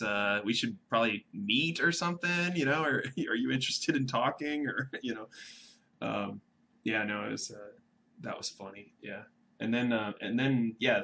I did the karaoke thing for a number of years, but then the trivia thing was the one that was like, it's more of a you show than it is a bunch of drunk people singing. And karaoke got annoying real quick for me hosting that. I don't know if that was the same for you guys or not, but that was like, that felt a little more like a job. I liked karaoke more because because there were lower demands on like it wasn't you so much in the spotlight. It was just kind of run this equipment. Yeah, and the bar, the vibe, the people there, that all kind of took care of itself. Yeah, there was more opportunity for to collect bribes also. So yeah, that was key when the pay for that was equally as shit or maybe marginally better than trivia, but yeah, also not great. And we're all good at karaoke, I guess, but that also gave me an opportunity to on nights that I felt like it to like go up and perform and kind of have fun. Oh yeah, and everybody loved it, dude. Your mystical stuff. It was like, oh, dude, Kevin's singing. Look! This is great. Yeah. And the rotation was it was between like it was mystical and then the Lion King, and so yeah. Hakuna Matata. Felt like I didn't hit to all fields, but I hit to 2 different fields. Yeah. My dad, he went to that last night, and we talked. We went to Red's opening day, me and Jordan and Dan and Kim, and we were chatting and having beers and stuff. And he's like, going to that, and he doesn't ever say shit like this, so this was kind of cool. He was like, going to that last night, it made me completely rethink what you've been doing for like the last 10 years. Like he could see it firsthand in all those people that were there and like cheering and, like speech and, just, and the gifts. People brought all these, insane gifts. I got the penis trophy. I got, people brought like decent gift cards and stuff. And it was just, you told him it wasn't like that most of the time though, right? Yeah. No, yeah. Well, and new guy, who's also named John, he was all worried about his turnout, and he'd only seen me in like the last couple weeks and shadowed under me, and he was like all stressed out about his turnout. And there, I mean, there was 20, 25 people in there playing trivia. I was like, buddy, this is good. Don't worry. Like, you'll have nights where there's like 8 people in here, and you're like, are we doing this? Is this still a thing? Are they gonna pay? Are they comfortable paying me? You know, it's like just do the thing until someone tells you otherwise. But Well, it's gonna. I mean, he's getting the benefit of you having been there too. This is like when you know, when Trump took over for Obama. yeah, right. Yeah. So, Well, so I went.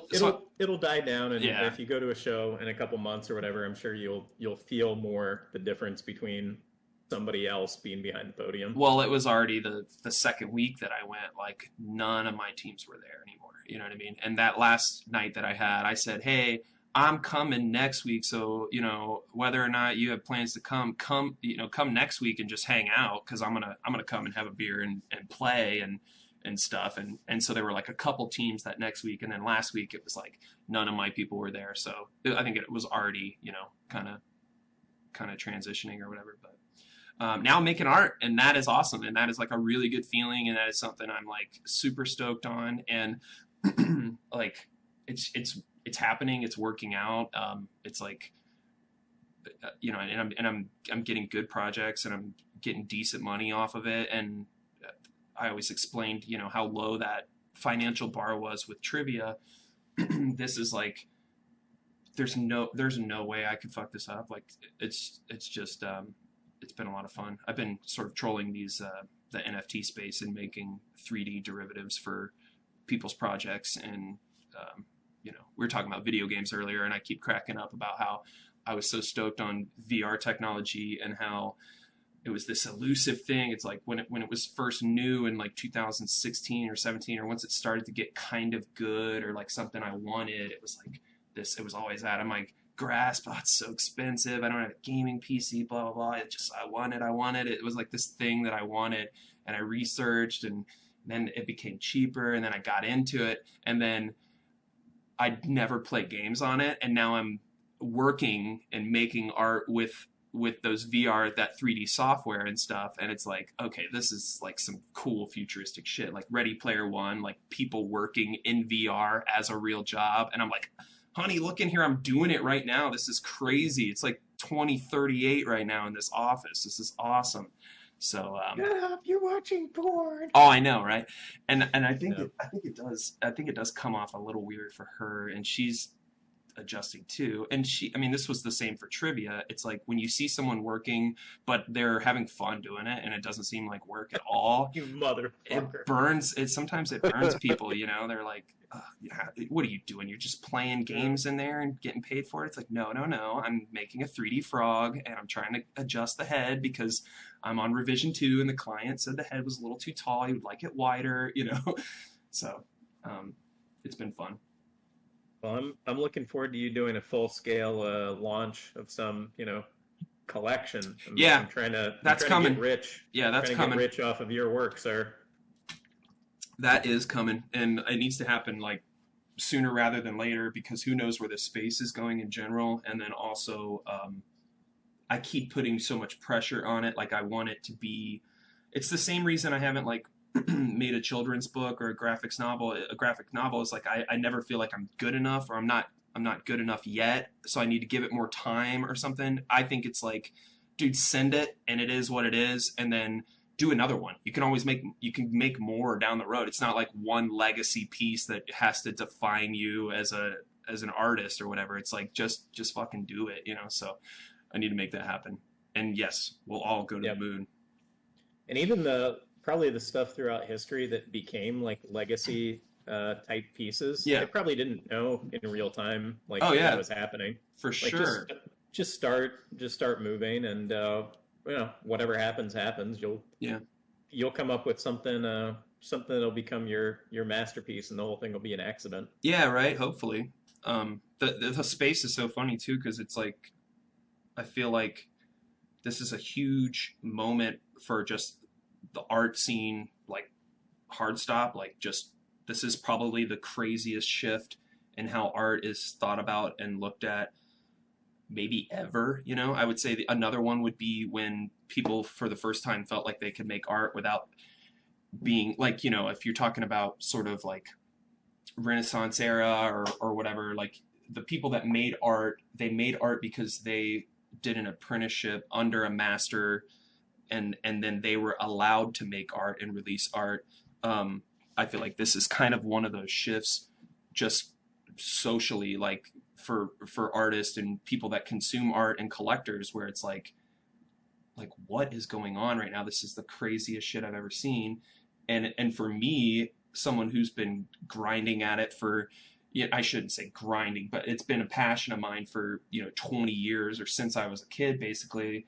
I'm stepping into this space where, I mean, the scene, Kevin. A lot of these NFT projects, they're made by like non-artists. Like the art isn't really the most important part of a 10,000 piece generative collection that hopefully you buy 5 and you can sell 3 and get rich and whatever. It's like, it's so not about the art, but at the same time, if the art looks awesome, it gets noticed. So it's like, I'm stepping into this space where it's like, oh, hey, yeah, you guys all like art, but you've yet to see art. So what if I just showed you some that's, what I mean, like someone who's actually been, trying to improve and develop and learn for a couple decades. What if you saw that? Does that do anything for you? And always they're just like, dude, your shit is so dope, bro. Oh my God, bro. It's all these young blunt smokers on the internet. It's an interesting time, man. It's fun. Or what if you did shitty art, but then like some of them had Bitcoin necklaces? Yeah, there you go. That's what we're talking about. Randomly, some of them have like a necklace or a gold tooth or something, and laser beams coming out of their eyes. Right, and then we all get $1 billion somehow. I don't quite know how it works, but it's funny. There's like 2 types of collection. There's those big generative Bored Ape, sort of like what Zane's doing, and then there is just, collections, like just, hey, I'm doing 20 pieces, or what some artists do is they'll say, I'm going to do one every week for a year, and then that gives you kind of like a collection where it's like more like baseball cards or something, where it's like this will stop soon and this collection will end, limited run. Yeah, and so you have that. And the same thing has been done for traditional art for a long time too. This isn't new to just digital art or NFTs. Or you should do a collection of. I know you always thought that the Alien that I think Jordan ended up with. Yeah.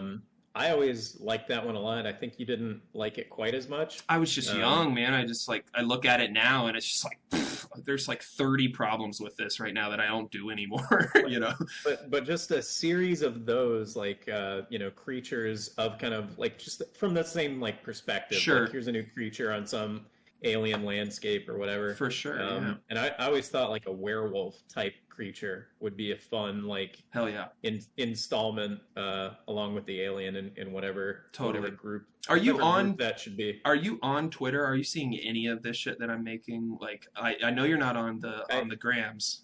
No, I recently created or updated my password or whatever for Instagram, so that's installed on my phone now. Okay, cool.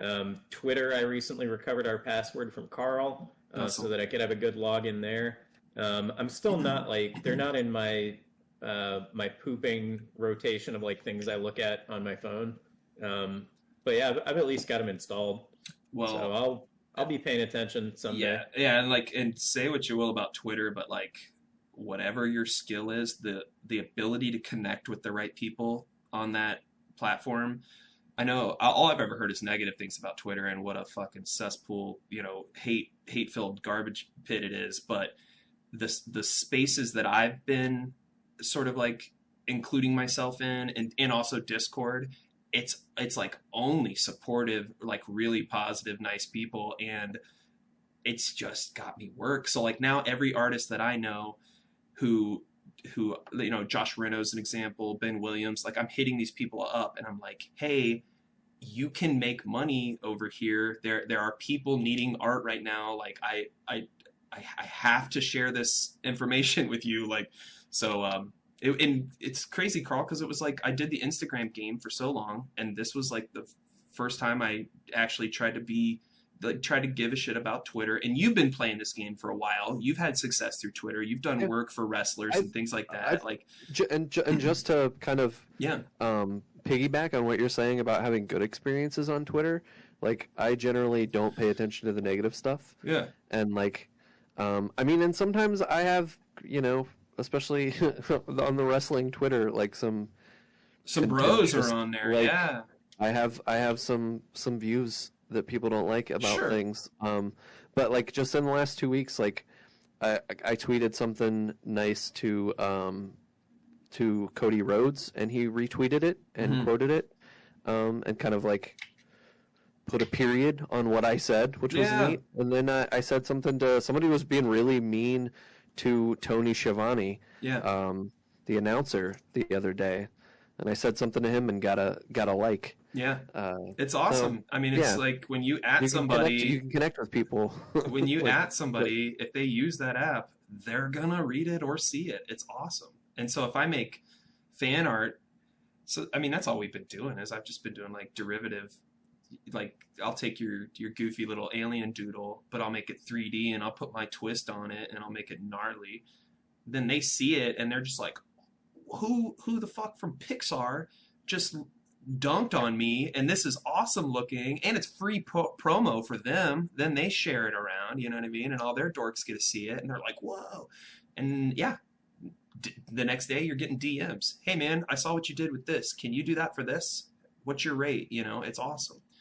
And great. but yeah, it was It's- just it's- switching off of stupid Facebook bullshit, Instagram, where their algorithm, you know, it shows it to like 3% of your followers if you don't have a great set of boobs, and it's like, this is not the app for an artist anymore, and it was kind of 6-7 years ago. It's and it was really, that was it. It was just switching over to Twitter, and I still post on Instagram too, but it's like that was a big one, just getting my shit to the right eyeballs, you know. So good things. Yeah. I think It is nice to work in an environment and doing something that is rooted in something like video games, or because just well, and it's like, why does why does anyone make art? You know what I mean? Like ultimately it's because you want someone to see it. You know what I mean? And if you're on, you know, a shit app that doesn't show it to people that would like it, then you just gotta, I don't know. I was probably silly for only thinking I could get work through that app, but now it's just, you know, I don't know. I think the more places you can put it, and I'm getting better at that all the time, trying to market myself, which is always like a kind of a greasy thing. It gives you a weird feeling, or it does me anyway, but I'm getting more comfortable with that. Like, hey, look at this shit. I'm making bomb shit over here. You should be looking at this, you know? it's not greasy if you like you have like a genuine reason to connect with people. Yeah. And I think making good art, you could argue that that's a genuine reason to connect with people and to create a community. Oh yeah. That's all it really is. The marketing game on social networking. It's and I'm like a community, and right, and like some people do it in like a nefarious way, and then some people are actually like quality and they do it well. And being available for that connection, you know. So like, and I'm there for that. Like, if anyone who DMs me and says has nice things to say, I have no problem chatting with them for, you know, 10 minutes while I take a shit or whatever, and like, you know, talking about potential collaboration or whatever. It's just like, dude, thank you for looking at it. Thank you for the follow. Thank you for the retweet. You know, that shit. So I think if you just kind of, like you said, if it's that genuine, positive, non-scammy sort of way of approaching it, then you're doing it right, you know. So good things. But it is weird because it is a big shift for me, but it's a good one. So yeah, and like it's just super like I said a minute ago, just super interesting that you're doing it with VR. I know, dude. I'm like, there's like 22 other humans on the planet that are using the process that I'm using right now. It's crazy. You want to talk about like cutting edge shit? This is like most people that 3D model, they do it on in a 2D app. You know, Blender, Maya. They're clicking and rotating and pulling and tugging and dragging and beveling and whatever. And I'm doing this. I skipped all that. I didn't have to learn that.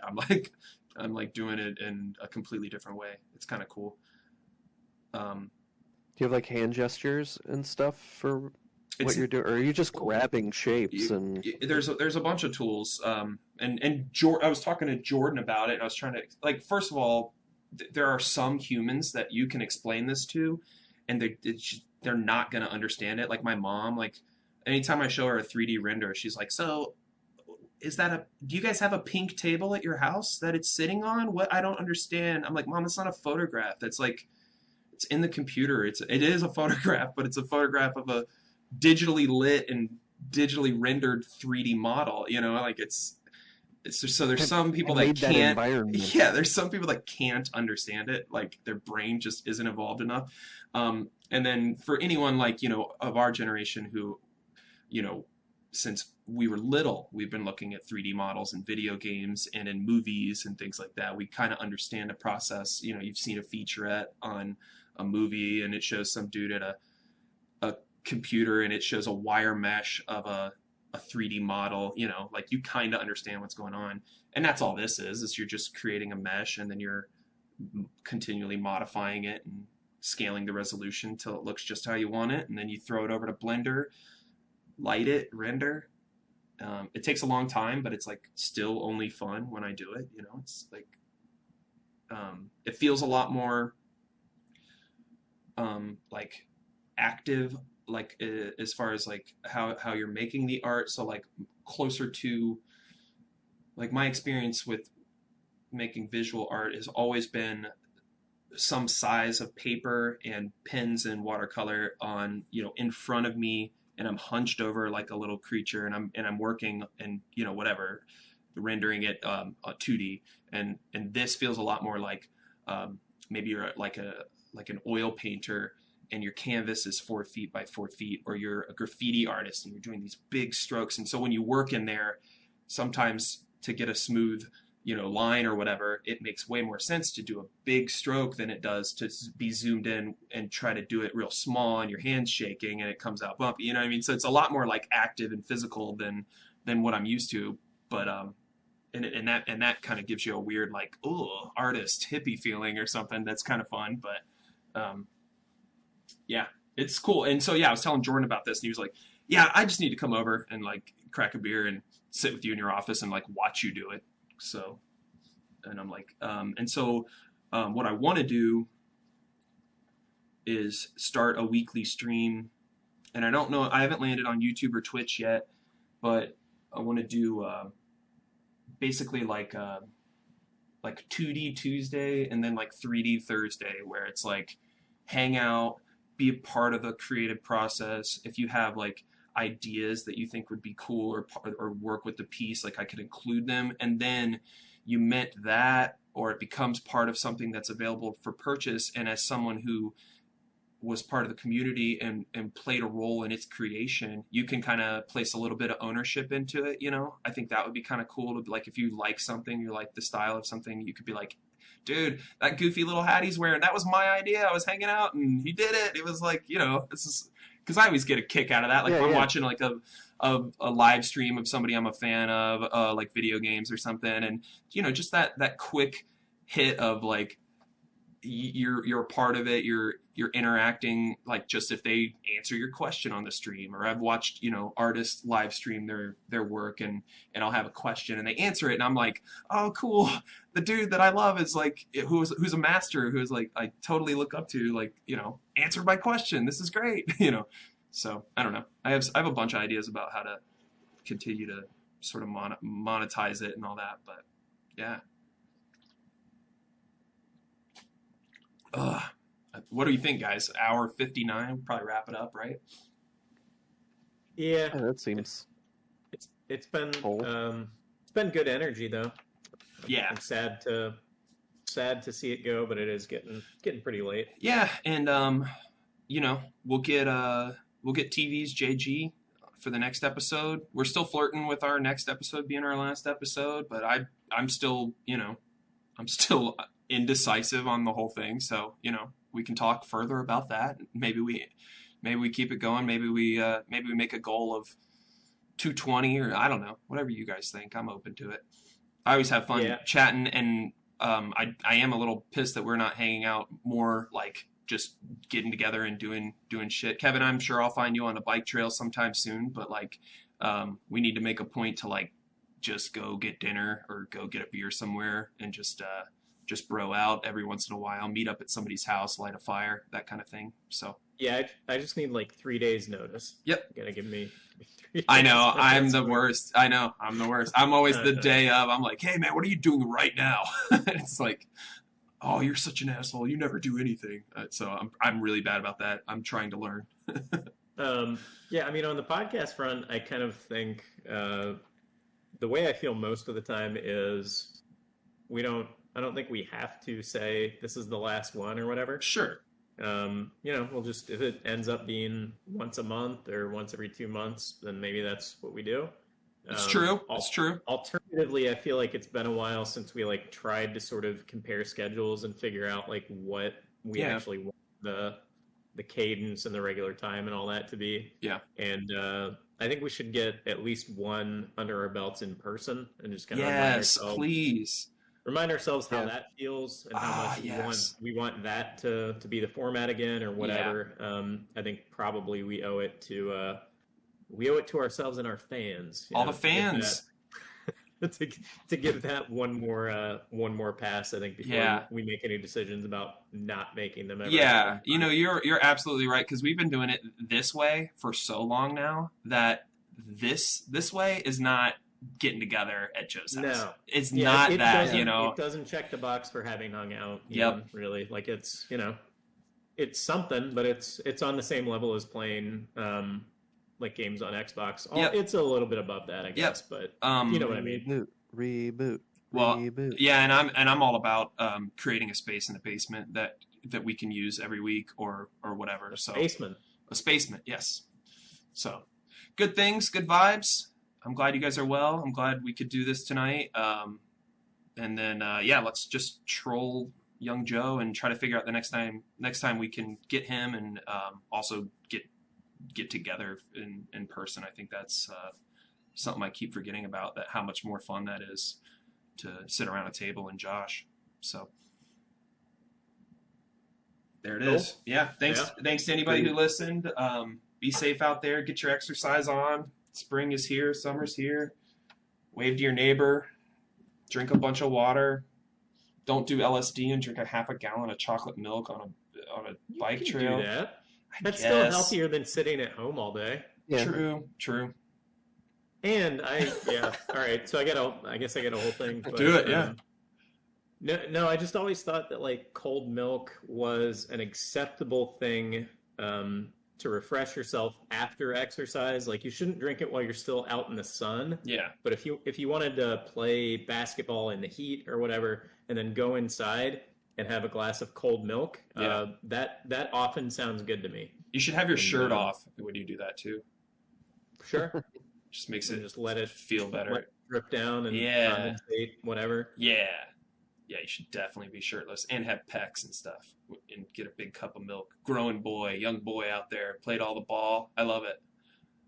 I'm going to try that. Shave my chest first.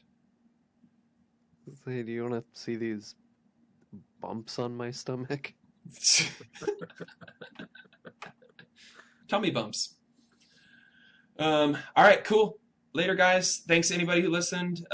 Tell somebody about the pod if you get a chance. We appreciate it. We will see you next time. Podcast right now. Bye-bye. Podcast right now.